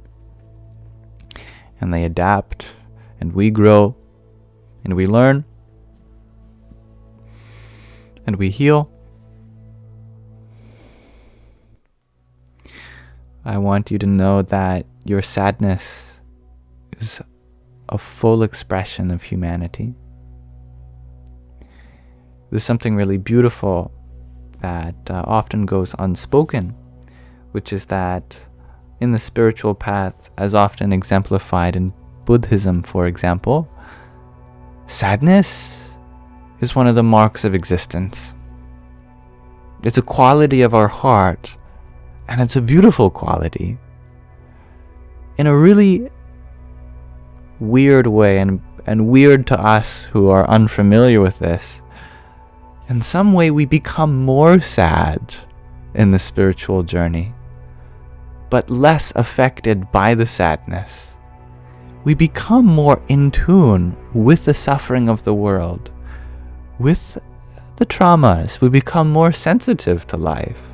And that includes sensitive to all of the things that give rise to emotions such as sadness. At the same time, we become accepting of the emotions. We almost become peaceful while we cry. That we can grieve, but also be happy. That we can develop the genuine heart of sadness. I think it's called in Buddhism. I remember reading that from this book, the pocket Pema Chodron. I think one of the verses was called the genuine heart of sadness.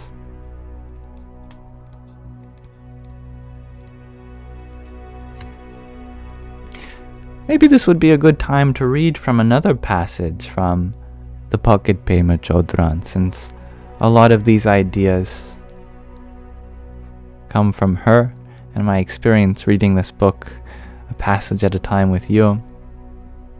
I'll put up the cover. She's one of the wisest women in the world.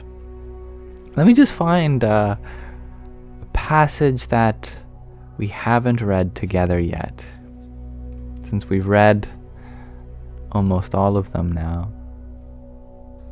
Let's read this one. There. Found one.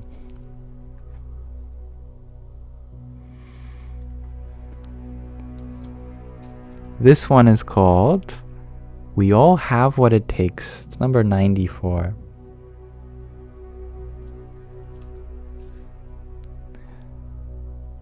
There is nobody on the planet, neither those whom we see as the oppressed, nor those whom we see as the oppressor, who doesn't have what it takes to wake up. We all need support and encouragement to be aware of what we think, what we say, and what we do. Notice your opinions. If you find yourself becoming aggressive about your opinions, notice that.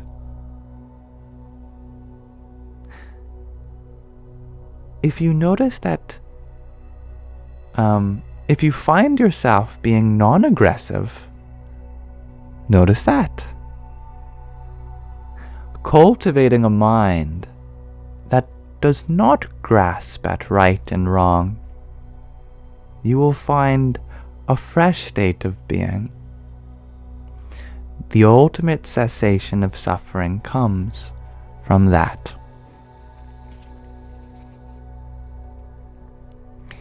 We all have what it takes. Thank you for listening.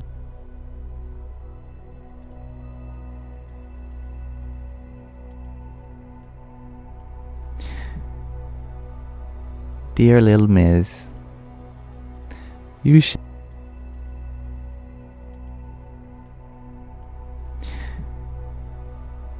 Dear little Ms.,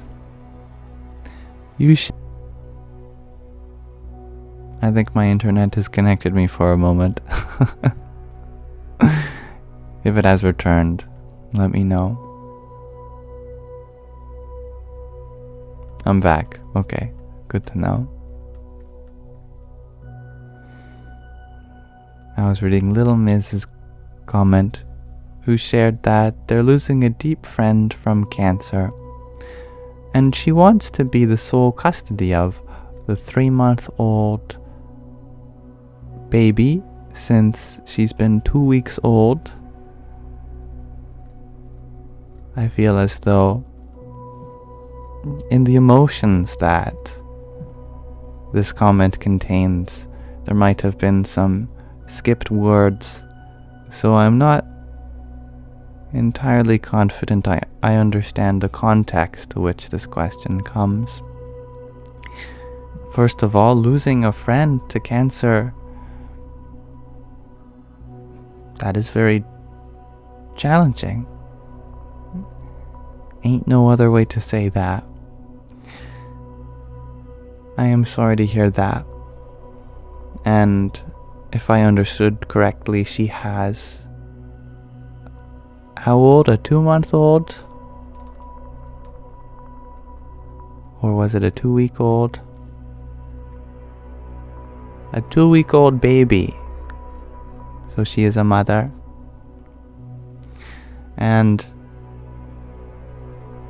she asked you to be the sole guardian and provider of the baby.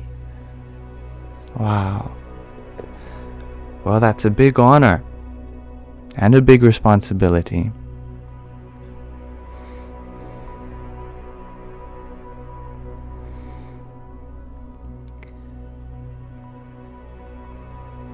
Now, of course, you are 61 and you're scared, but you love this child. How do you feel about this? I would love to help navigate your emotions with this complex situation.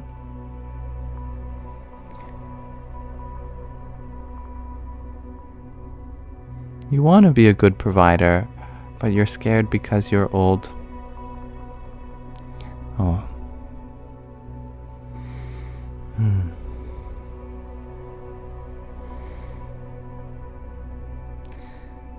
I feel as though you would be a good provider regardless of your age.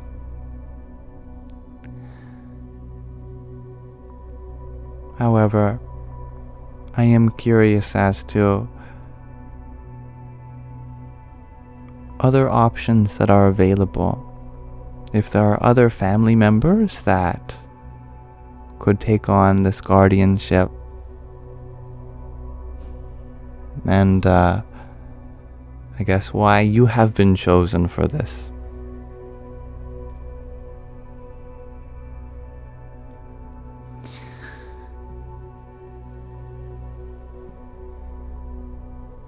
And I like what Junkie Soup has added. With age comes wisdom, and being able to impart that to a child is valuable. I love that.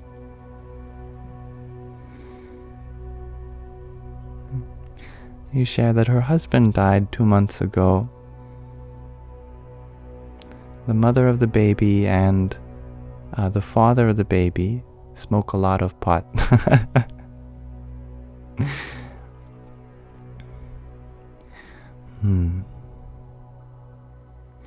Well, as a society, we do have genuine responsibility for all the babies around us. That's for sure. In Laurel Ocean, you share that you will be a beautiful provider. You have more heart time. It will be okay. Thank you for sharing that.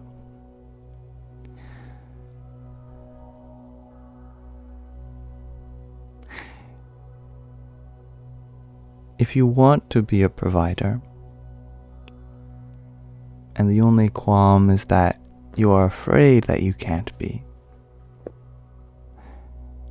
then I would say there is no problem in being a provider, as your own fear goes to show how precious you understand this life to be.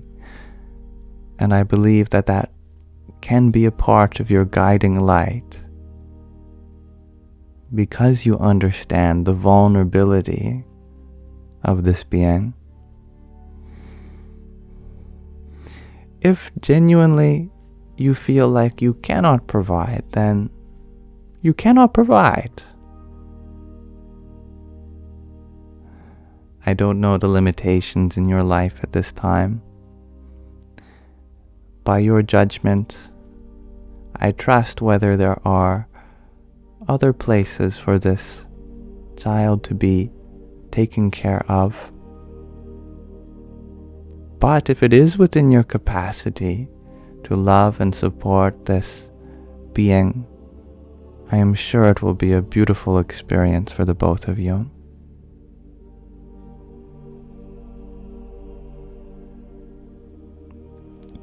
And I would love to echo what Shannon says. Do you want to? In your heart, you love that baby and want to do this.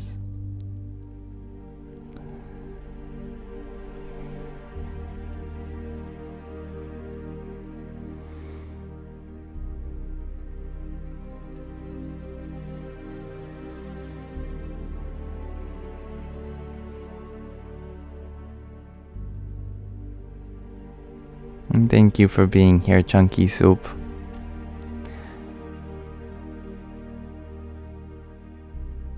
Thank you for your well wishes for safe travels too.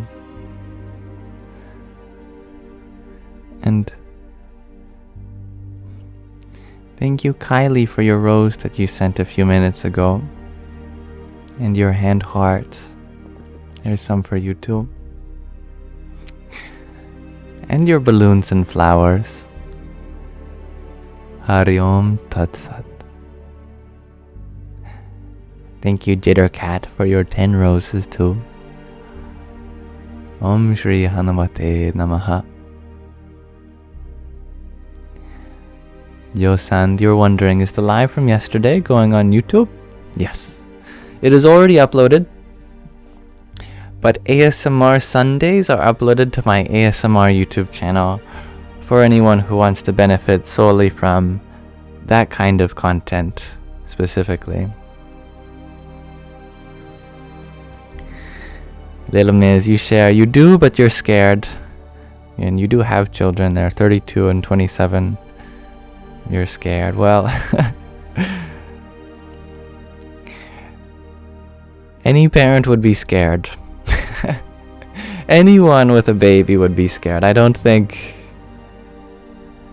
there's a single human being in the world that does not have fear when it comes to taking care of something so precious, so vulnerable.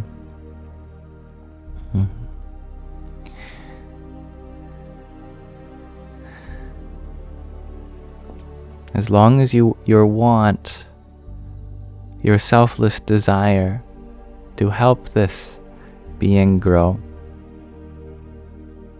is more intense than the fear, as intense as the fear is, I see no problem with you doing the best that you can. And you won't be alone. As Denise says, if you decide yes, look for support from other parents, lots of parent groups. And your experience of being a parent will help you too. Oh, thank you for the reminder for some water, Marcy. Actually, you know what? My mother brought me a smoothie before we began. I should drink a sip from that. I don't know what's in here, but it tastes great.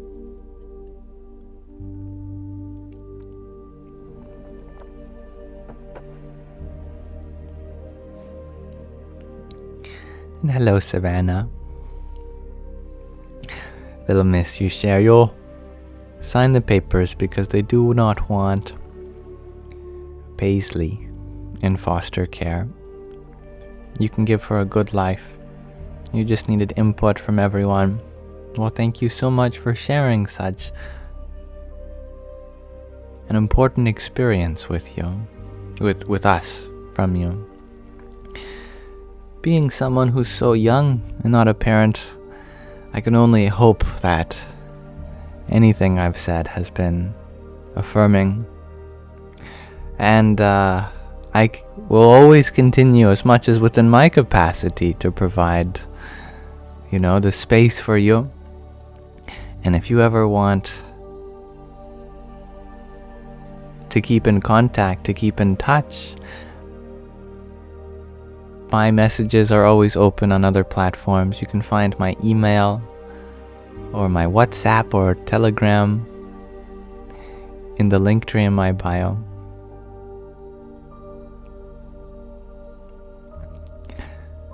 Such a beautiful and precious opportunity. I am honored to even have a space in which you get to share such inquiries with.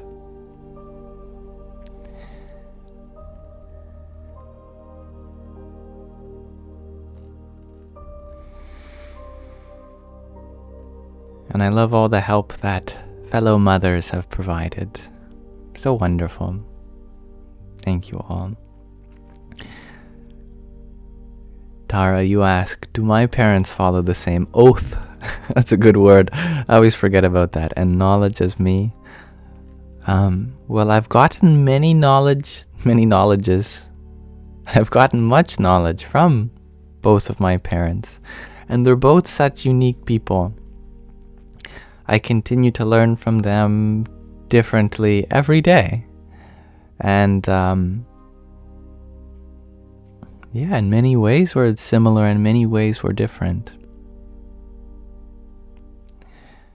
My parents have always allowed me to go on whatever path makes me happy, assuming that I'm not sacrificing the happiness of anyone else.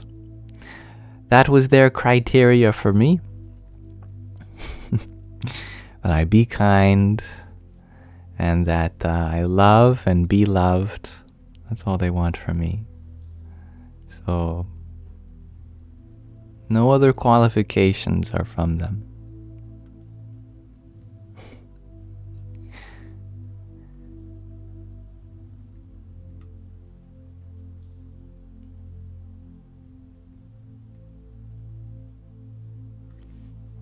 Much love to you, little miss, and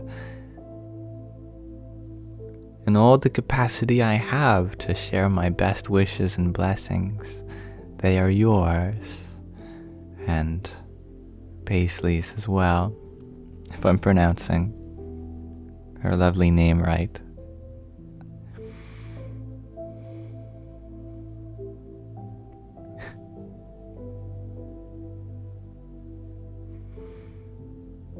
Luna Tuna, you share that beautiful friends of yours took a baby in at the same age. Oh, that is such a wonderful experience that you can relate with, indirectly, but the Arctic Soph, you share on the topic of children that you've been trying for a year and haven't been successful yet for a child, and you wish for a miracle. I've seen many miracles happen to mothers. I don't know what it is about them. They are just born with the ability to bring life into this world in one way or another. And sometimes it's another. I don't think the wishes of a mother ever go unanswered. But they sometimes can be answered in ways that we do not expect.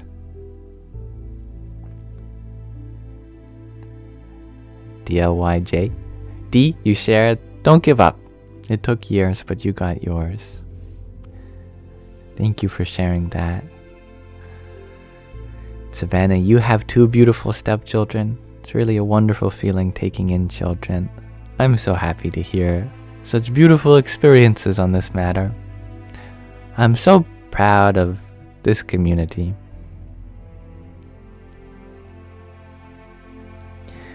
Barbara, you share that today there was a woman in your city screaming so loud. Her soul was hurt so bad. I imagine it's very, I don't know if touching is the right word, but you feel such a genuine and sincere cry for help.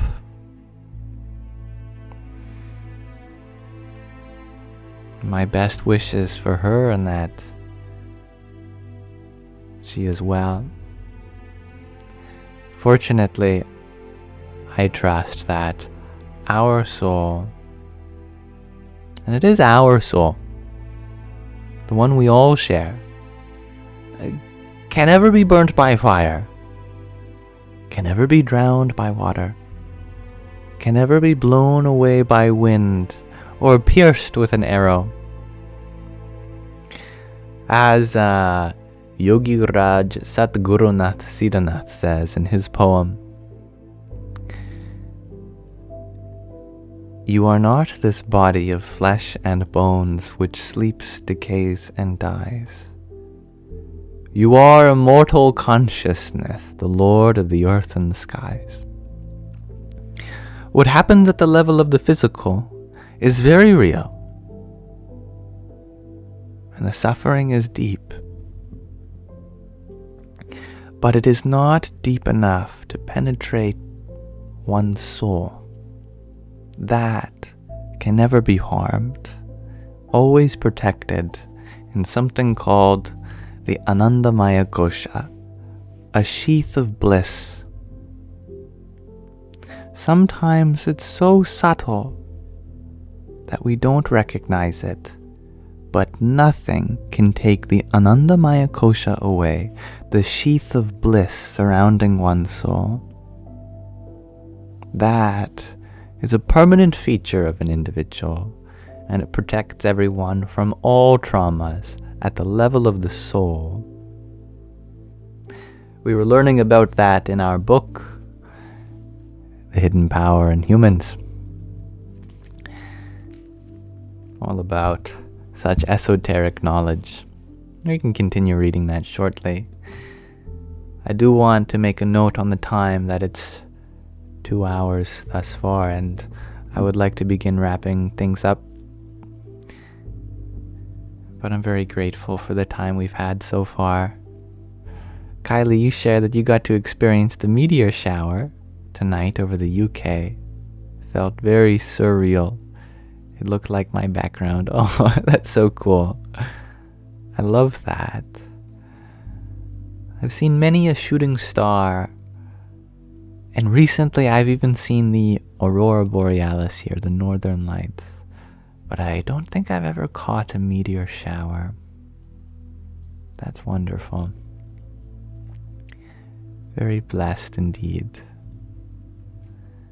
Thank you, Hairspray Betty, for the flowers. Jai Sachit Anandam. That's beautiful, Savannah. You share that you prayed for your biological daughter. Within a few months, you found out you were pregnant. That's beautiful. And I love you too, Marlon.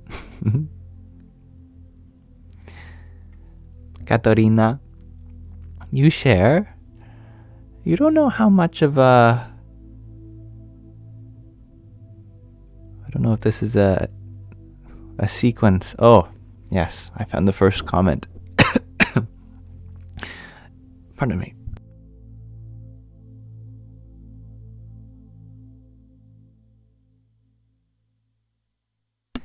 I think a seed from the smoothie was caught in my throat.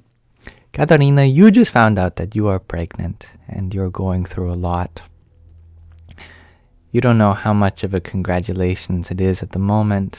You feel the guy is choosing his friend.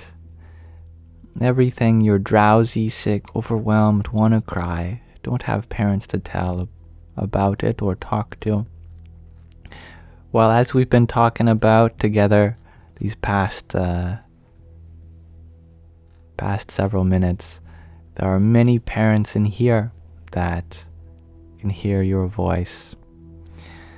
And yeah, I don't know what it's like to have the faculties of carrying a human within me, but I can imagine that those are some pretty powerful organs, pretty powerful set of hormones that start signaling the change.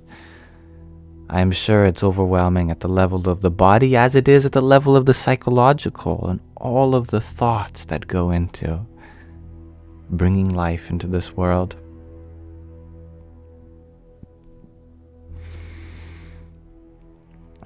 That's, amazing but overwhelming for sure.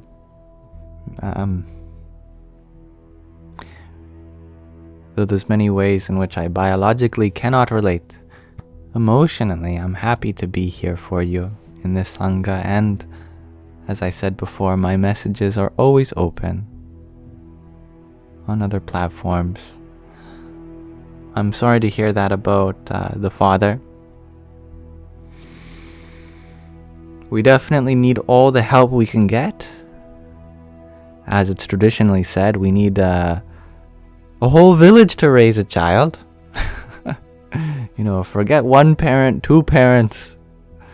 I think 100 parents, maybe then. But I know that no matter what, in your situation, you are doing the best that you can. And that's enough. That's enough.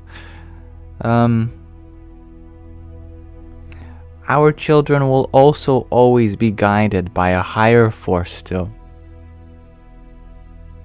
The ultimate spiritual father and mother. And in that way, we can feel a little bit more at ease by remembering that we are also merely a vehicle in some sense. That this being is not something we have to create from scratch. The body, yes, but the subtle body, the sukshma body it's called, that has been evolving since endless lifetimes. We merely make the suit, the vehicle, in our vehicle for it. We are the post person. There's always the joke about the mailman, but you are the male person in some sense too. You are the stork here to deliver this soul, this eternal soul, and they will be guided in ways that we might not be able to. And as we talked about, their soul is always enveloped in the Anandamaya Kosha, the sheath of bliss. The bliss-filled sheath, in fact. Yeah, their soul is protected that way. Now, thank you, Kais Karim, for your 70 roses you sent just a minute ago. Hariom Tatsat. You share that there is a Yamsox 1 that has videos and wants to do a reading and ask for money. Yes. Unfortunately, there does appear to be a scammer or multiple scammers that have been working for several months now on many different accounts, trying to do spiritual readings in my name for a price. The good news is I would never charge. So as long as you know me, you know that I wouldn't ever charge, so don't worry.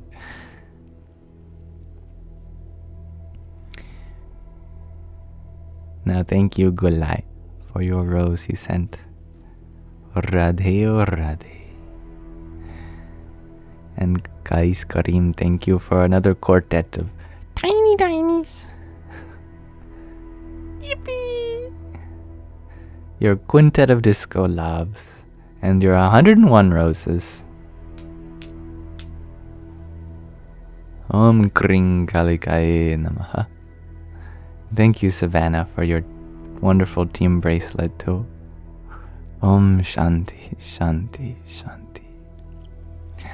Hello, Brody's boy. You share that you went to your friend's wake today at the resting place, and tomorrow you all are burying him, and you're not ready to let go of him yet. You can't let go. And that's understandable. Completely. It's still very fresh. A time of grief is not a time to rush our feelings. I don't expect you to be ready to let go at this time. I don't expect you to ever be. But I trust that these feelings will become easier to process. And you are doing all the right things by engaging in this transition. And I am here for you in the way that I can. And your emotions are totally natural. And there is nothing wrong with not being ready to let go.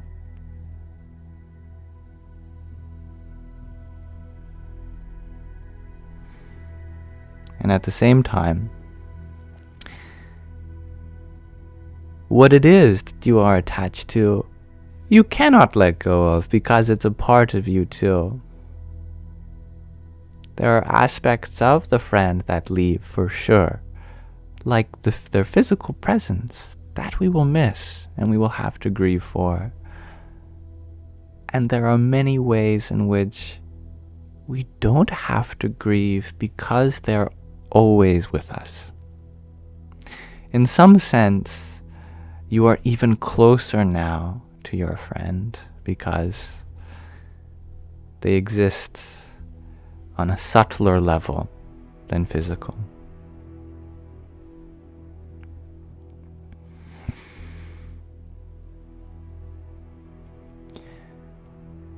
Thank you, Kais Karim, for your baker's dozen worth of tiny tinies.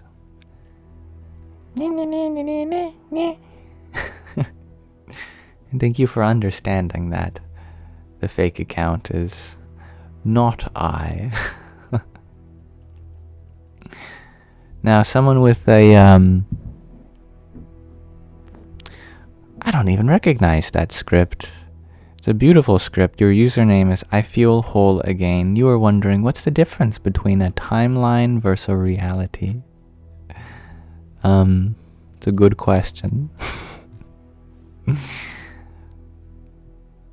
Physically, your timeline in relativity is called your world line, and your reality is what the universe appears to be like according to your world line. That your timeline is the temporal direction of your life, and the reality contains the spatial component too. But we often use these words colloquially in very similar ways. And regardless of the ways we use them,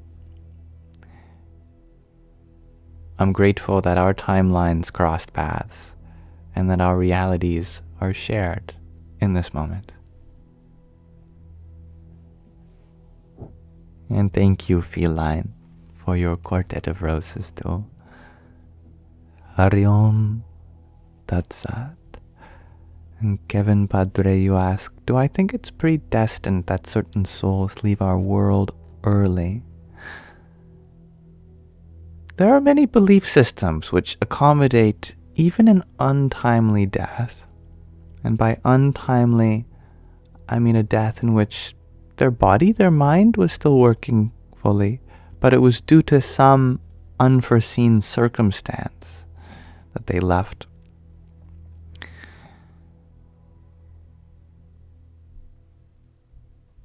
We enter into a territory with a lot of suffering by discussing this.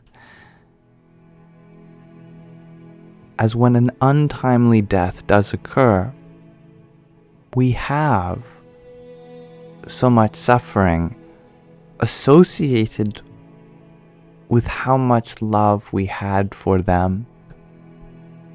We didn't expect not to be able to love them. We didn't expect them to leave so early.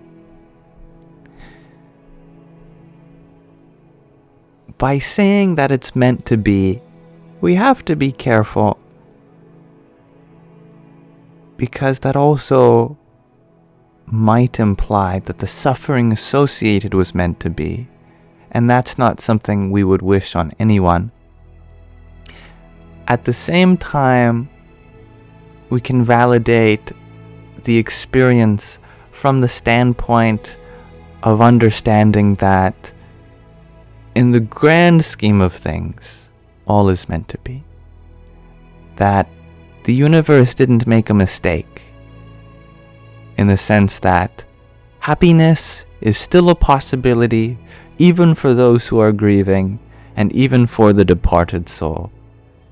Because that possibility of peace is always there in their being, whatever is left of it, then it's okay that this happened. But we also have to be mindful of the suffering that's associated from an untimely death, and not wish to imply that that's necessary for them. that they were supposed to feel this pain associated with it.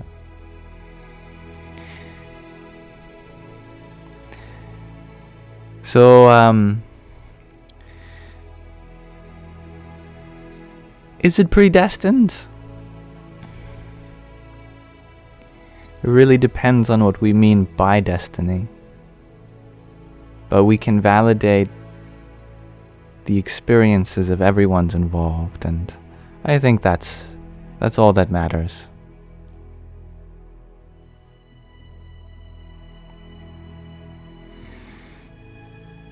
And Feline, you were wondering what I think about how your stepfather had put you down all through your life since you were 7 years old.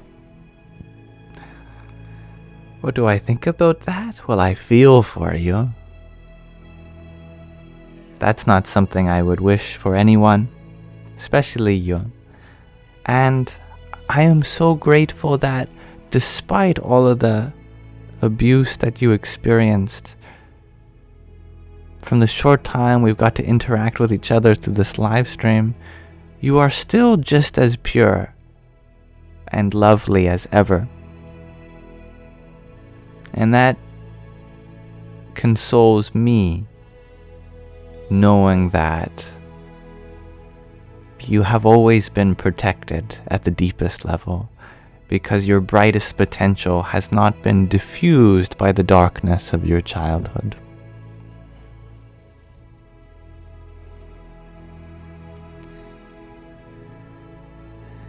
And that's a powerful thing that you've shared, that you forgive him. Not many people get to that point, and yeah, wow, such an inspiration you are, Feline.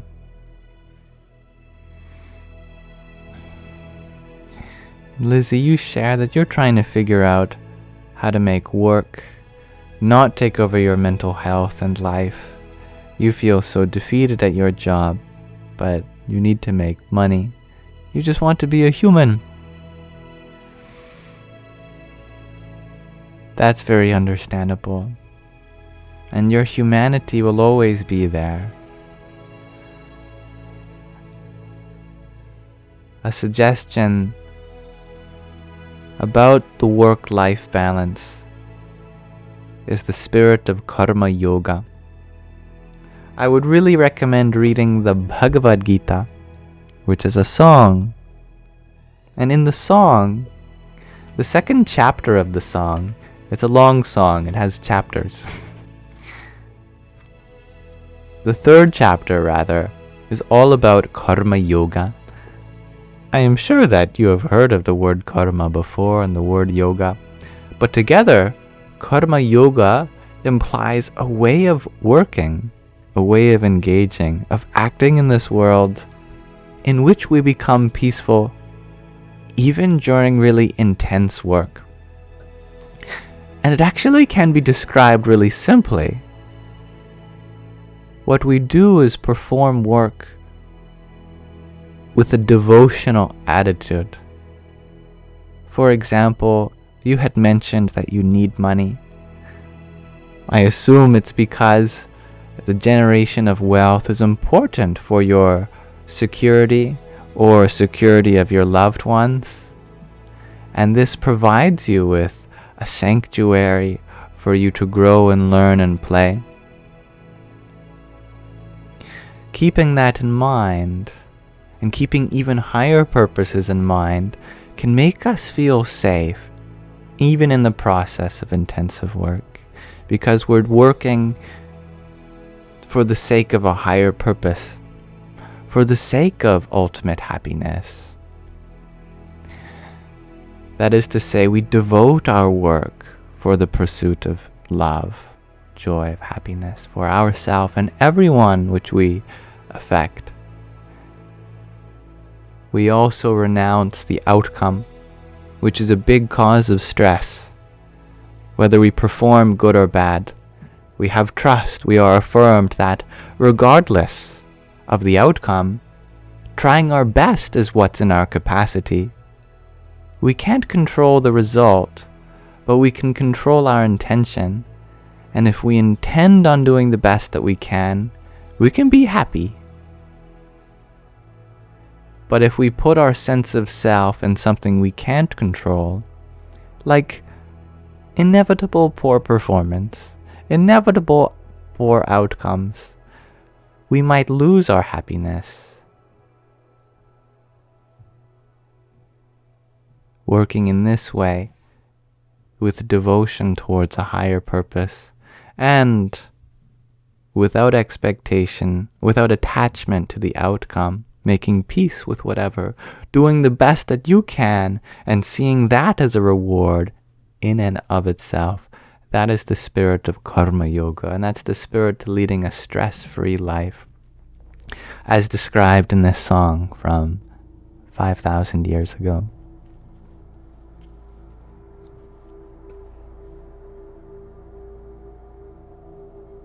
If you want to hear it, by the way, on my ASMR YouTube channel, I've read through the first 9 chapters so far. It's a wonderful book.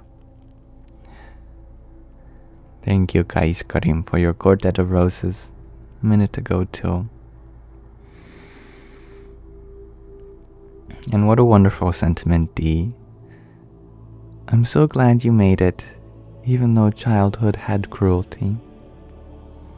And you're very welcome, Feline. Thank you for sharing your piece. Thank you, Lizzie, for believing in yourself.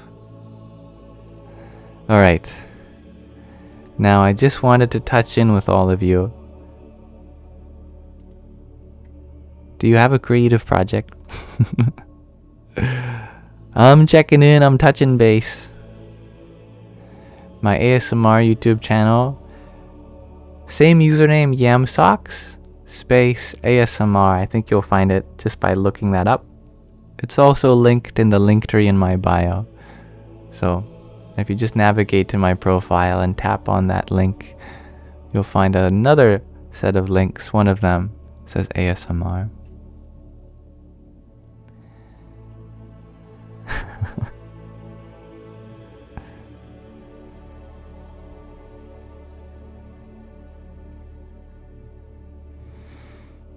I think your sensitivity is beautiful, Lizzie. If we can pair that sensitivity with an unshakable love, then we can be as sensitive as possible without letting their rejection of love or their absence of love affect us.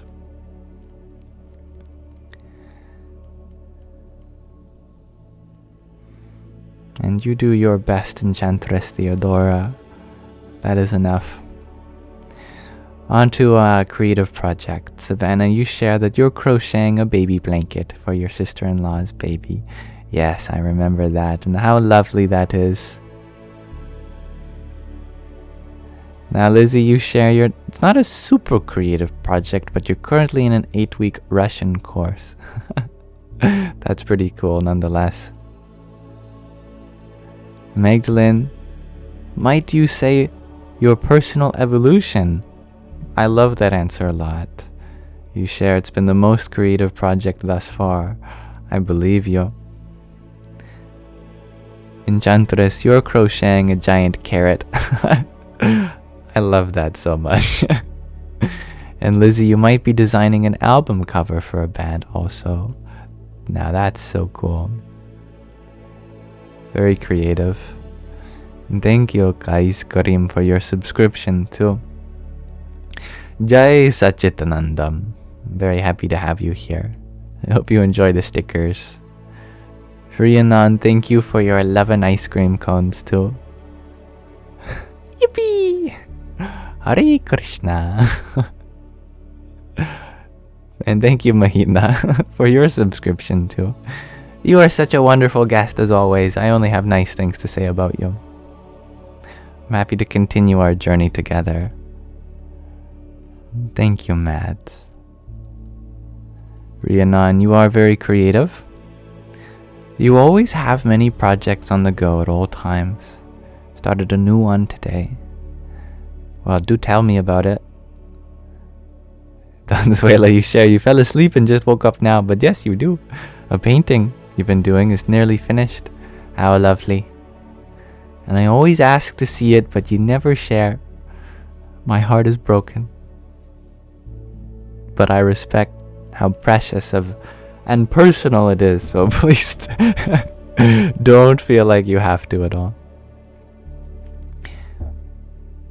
Windy, you share that you do beadwork, daily smudging, and a ribbon skirt making to keep you grounded.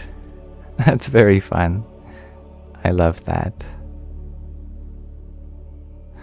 And John F., you're wondering, is there a mantra we can chant for Brody's boy?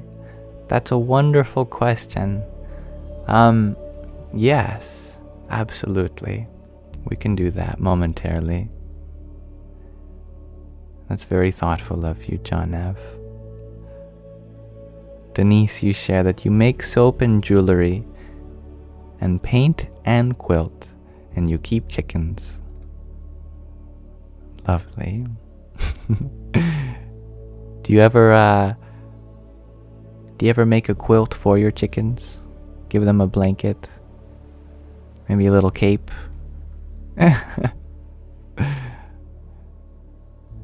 Havertis, you share you have a journal where you're trying to learn different things like Old English and mechanics.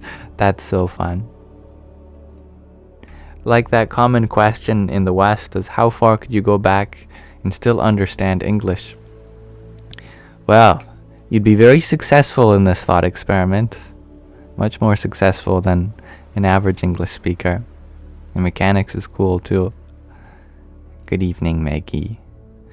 Rhiannon, you share that you're writing an album and creating your financial stability plan. Beautiful. I love that you're planning for yourself in this way. Hello, Simple Life.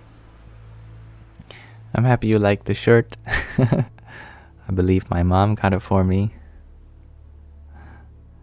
You promise you will share it with me soon, says Dansuela. Oh, good. That makes me happy to hear.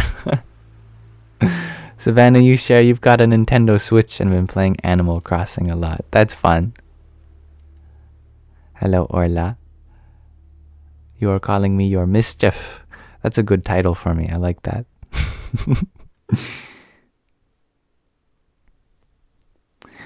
I don't know if you're actually calling me this, or if this is just another part of your sentence. It is true. We have shared your music, and I'm very grateful to have heard it. I love your music, Orla, and I do hope more people listen to it. It is in the link in your bio for ambient Enya type stuff. That's fun. Mads, you are creating a city/town/world on Minecraft. Oh, that's fun to hear. I love Minecraft. Rhiannon, you shared. Have we got two Rhiannons? I just realized. There's Rhiannon and Rhiannon Clark music.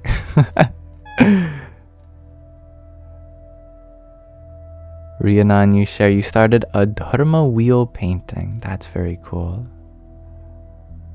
And Feline, you're singing for an association. Fight AIDS for all people who are still ill of HIV. I love the overlap that creativity and humanitarianism has. Chicken sweaters, chicken clothes, yes. Denise, you give your chicken straw bedding. Much easier to keep clean. That makes sense. That makes sense. Kevin, you're building a stone wall on the farm by hand. I love that. I love a good stone wall. Very satisfying how they all fit together.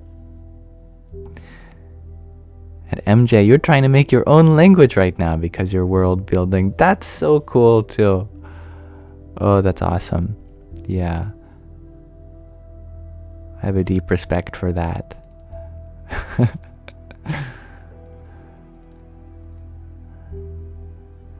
Ingrid, you share, you have no such project. Maybe one will make you content. I think it's always good to exercise our creative potential, since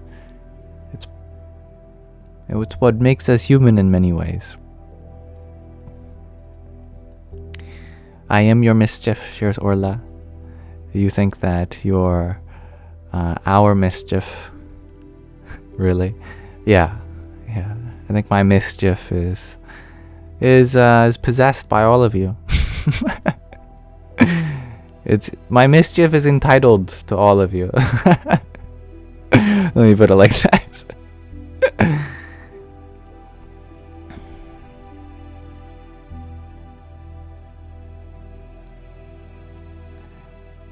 Sean Taylor, you have a cat whom you love.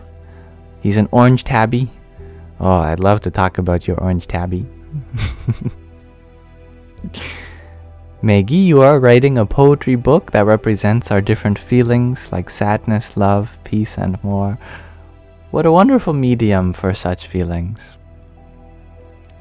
Yes, there are indeed two of you creative Rhiannons. It's beautiful. It's such a unique name.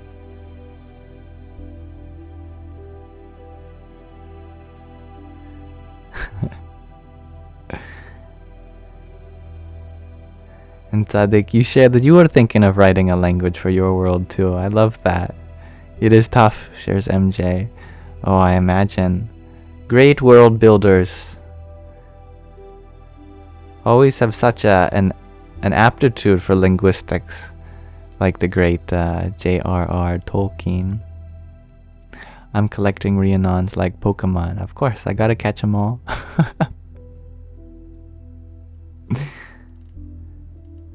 Life Coaster, you share that creative projects are so good for the soul, brain, and body. You just get in your own way sometimes, and that's okay. People call it a creative block, but I think there are times where we're just gaining experiences or processing them in order to express them at another time. And Don Suela, you're wondering, what creative project am I working on? Well, you've all seen my Devalippi script that I'm working on to represent Sanskrit. Always more additions I could make, and more things that I'm learning about Sanskrit. And as a bonus, I think this creative project might serve as a great entry into learning about this ancient language that is Sanskrit. So in the link tree in my bio is an ever-changing website called Devalippi for the study of Sanskrit.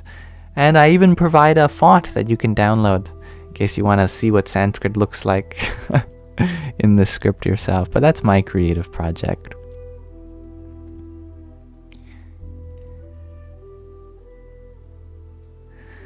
Now, Daphne, you share you're working on this drawing that you just can't figure the lighting out. You will eventually, you swear. Oh, I believe you, Daphne. Lighting is difficult, considering that drawing is 2D, but requires a 3D perspective to understand. Thank you, Don Swaylam. I'm happy you like it. Drowned Tea Leaves, you have an emotional support universe you're building. It started as a book, but the world consumed you. That's fascinating. If you ever want to share more, my ears and eyes are all yours. Now, thank you everyone so much for exploring this question of the day with me. I love to hear about your creativity. I love to hear about all of you. And thank you, Life Coaster, for your heart me.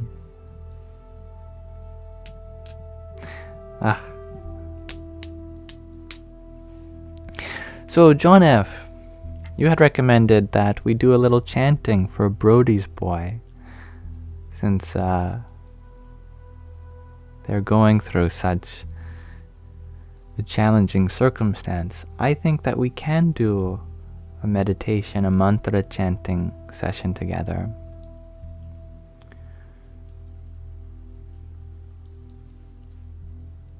Let me look up one quickly.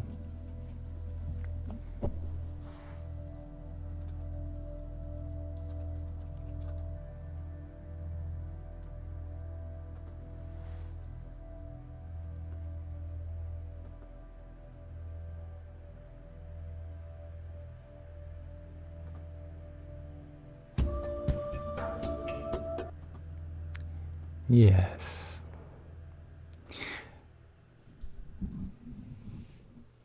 This mantra, Sarve Bhavantu Sukhinah, is a classic mantra which may literally translate to may all beings be happy or free of suffering. Here I found a video in which we can listen to it. Here I can even put that mantra up.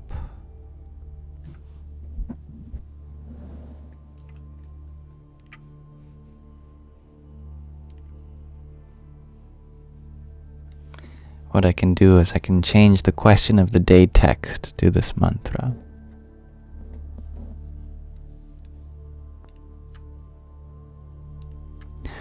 Sarve bhavantu sukhinah. May all beings be free of suffering. And why don't we listen to this short video, listening to the mantra together.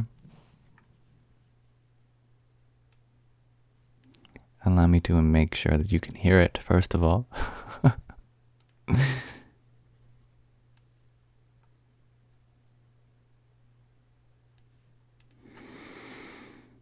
Okay. Everything is ready for that.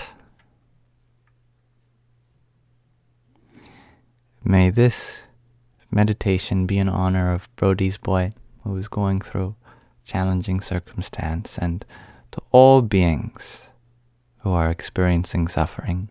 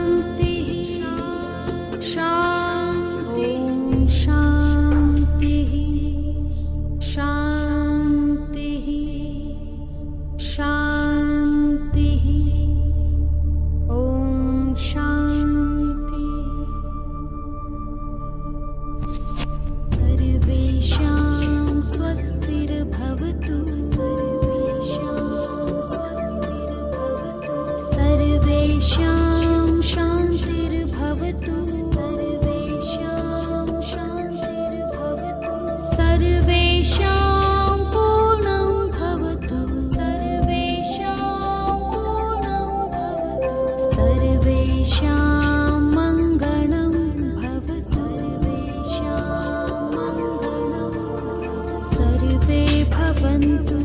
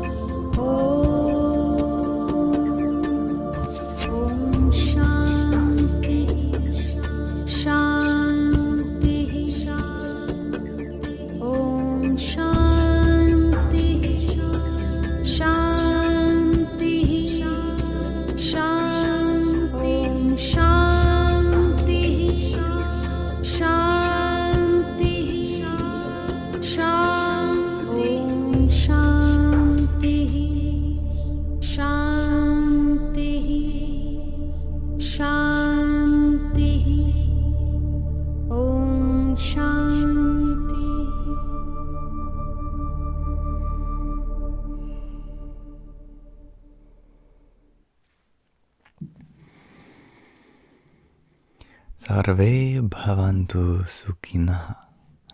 May all beings be happy. Om Shanti, Shanti, Shanti. Om Peace, Peace, Peace.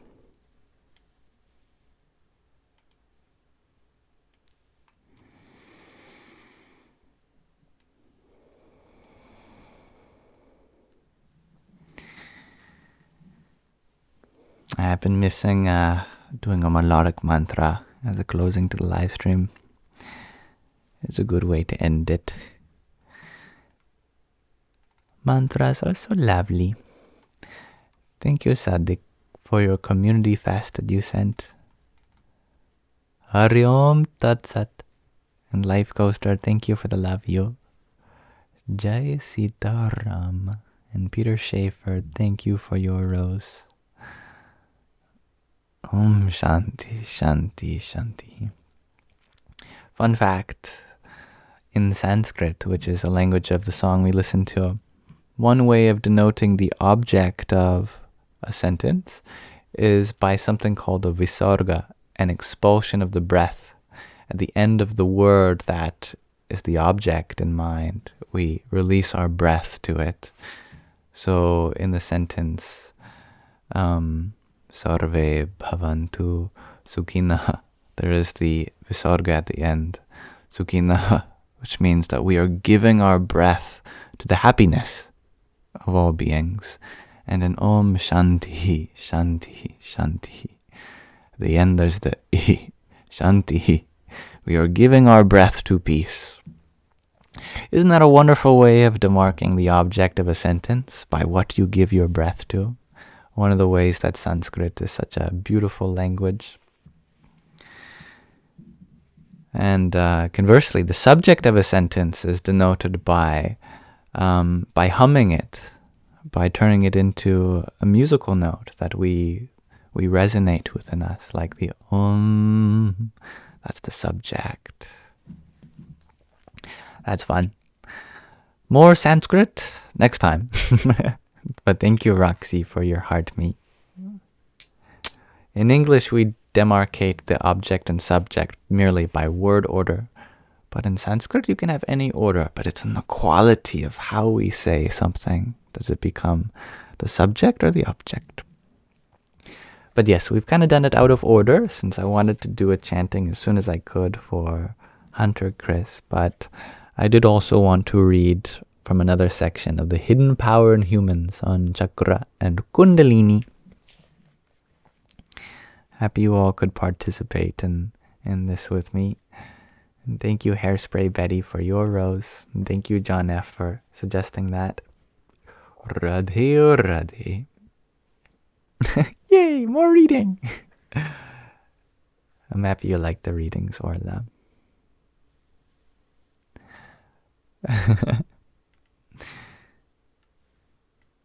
Let's see, where did we leave off? We left off discussing the 5 koshas, the 5 sheaths that every being has. We'll just go over them again. Every being has an Annamaya kosha, which is the physical body, and a subtle or astral body divided in 3 parts. The Pranamaya kosha, which is the energy body, the Manomaya kosha, the mental body, the Vijnanamaya kosha, the intellectual body. All 3 together, they form the subtle or astral body, also known as the dream body. But the most subtlest layer of our being is the Anandamaya kosha, which is this sheath of bliss. Anandamaya literally means filled with bliss, and that's called the causal body too. That's how the 5 sheaths are related to the 3 bodies. Now let's talk about the Antahkarana, the inner psychic functions, of which there are 4.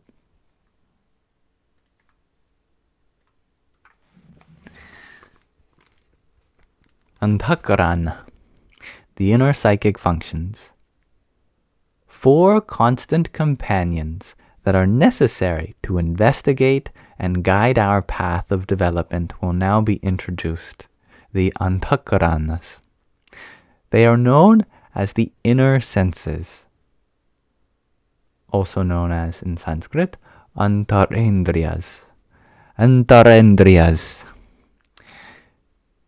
They enable and guide our psychic and mental processes, and through them we can feel, think, understand, and differentiate. This wonderful word, Indriya, it relates to the Lord of the world in Sanskrit, which is a concept known as Indra. And the Lord of the world finds itself expressed through 14 different Indriyas. 5 Jnanendriyas, the 5 organs of perception. These are sight, sound, taste, smell, and touch. And the 5 Karmendriyas, the organs of action, which include locomotion, digestion, vocation, procreation, excretion. The inner senses, the Antarendriyas, consist of the Manas, which is the mind, the Buddhi, the intellect, the Chitta, the consciousness, and the Ahamkara, the ego. And the order at which they're related is Manas, mind, governed by the Buddhi, intellect, governed by Ahankara, ego, governed by Chitta, the consciousness itself. Manas, mind, is the realm of desires, feelings, and thoughts. It is the connecting link between the subconscious and the conscious. It files away the impressions and perceptions from the external world in the storehouse of memories and brings them out again for the appropriate reason. The mind, by itself, does not judge or make a choice. It indiscriminately records all impressions, just like a video camera or tape recorder. It is the Buddhi, the intellect, that carries out the assessment and filtering of what reaches consciousness and what goes back down into the subconscious.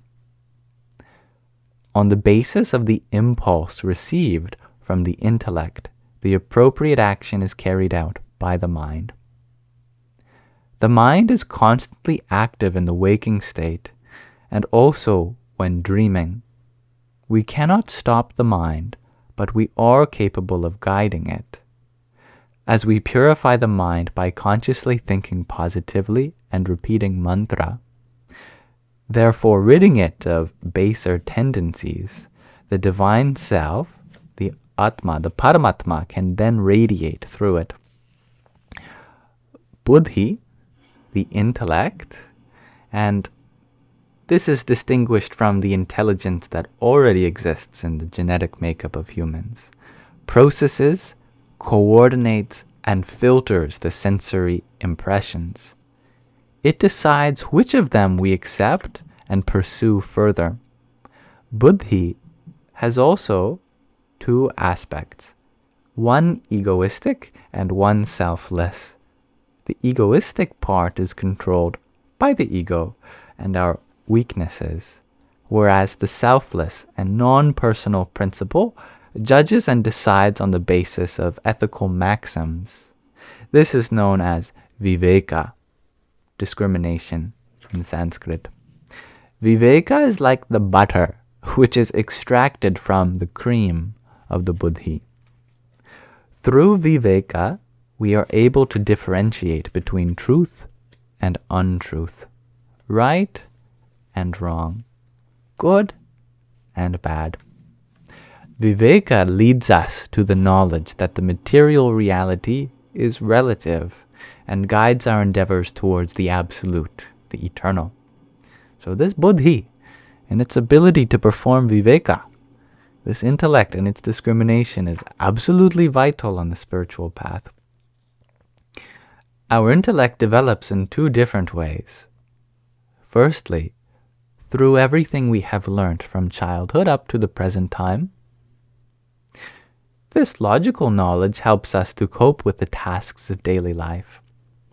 Secondly, it is formed through analysis, reflection, concentration, known as dharana, and meditation, dhyana.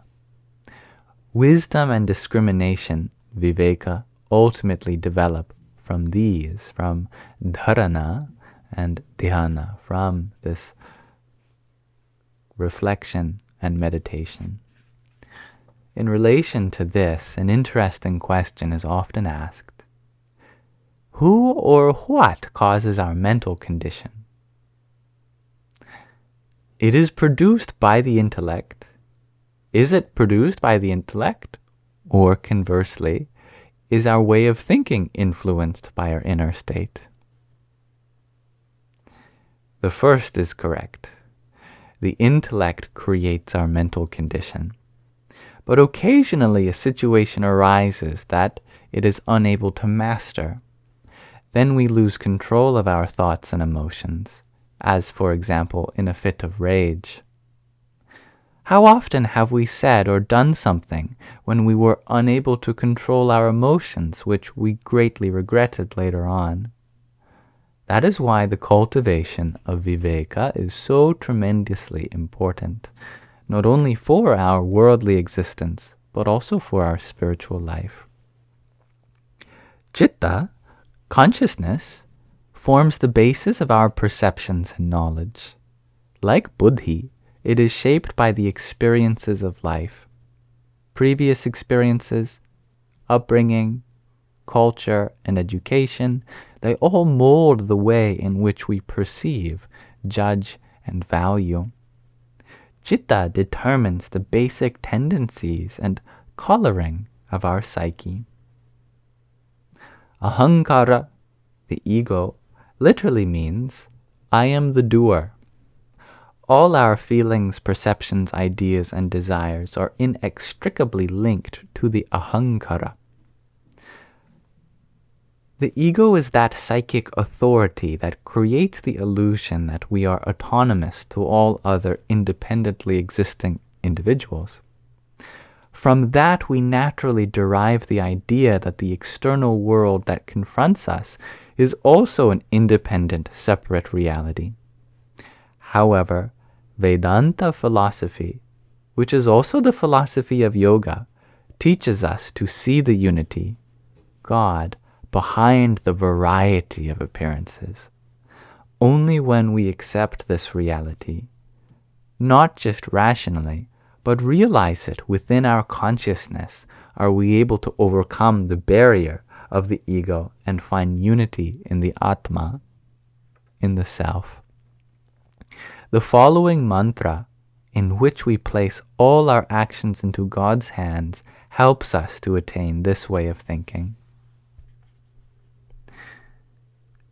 Naham karta prabhu deep karta, maha prabhu deep karta hi kevalam. It means, I am not the doer. It is God who does through me. God alone is the doer. And with that, we'll pause our reading of the hidden power in humans. Thank you for listening. So many wonderful terms introduced. So those are the 4 antarendriyas, the inner senses, the manas, the mind, buddhi, the intellect, ahamkara, the ego, and the citta, the consciousness. Thank you.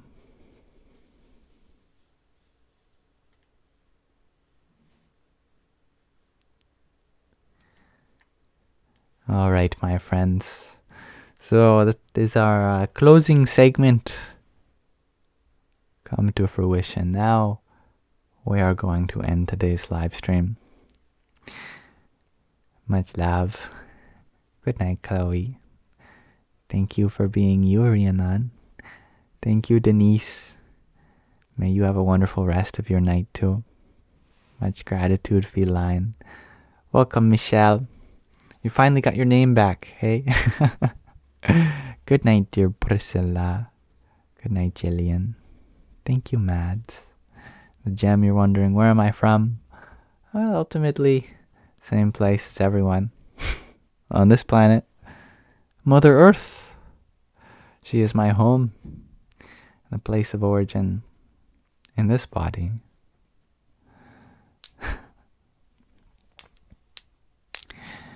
I will upload this live stream to my Yamsox Lives YouTube channel. Titled as that, Yamsox Lives. And I'll give it a unique title and description and chapter system for you to navigate this whole live stream. And a thumbnail for you to click. That's all linked in the link tree in my bio. And the chanting session and the readings, they will be uploaded also to designated playlists. With that, I bid you farewell. May this live stream be an offering to Sri Radha Krishna, a form of the divine in which I revere within you, my esteemed guests. Radhe Krishna, Radhe Krishna, Krishna Krishna, Radhe Radhe, Radhe Shyam, Radhe Shyam, Shyam Shyam, Radhe Radhe.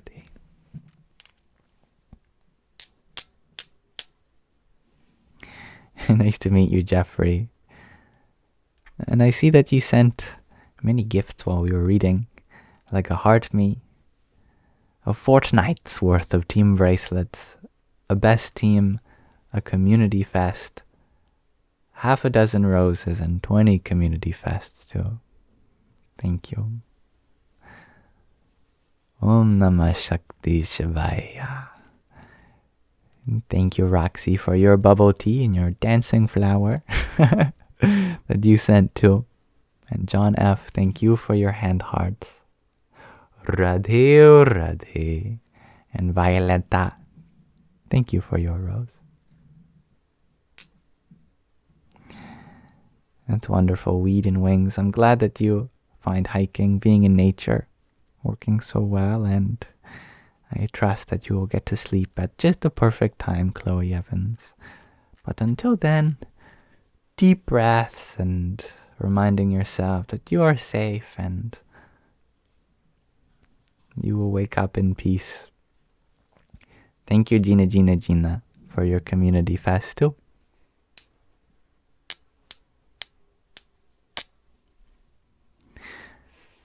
May you all have a wonderful rest of your present moment.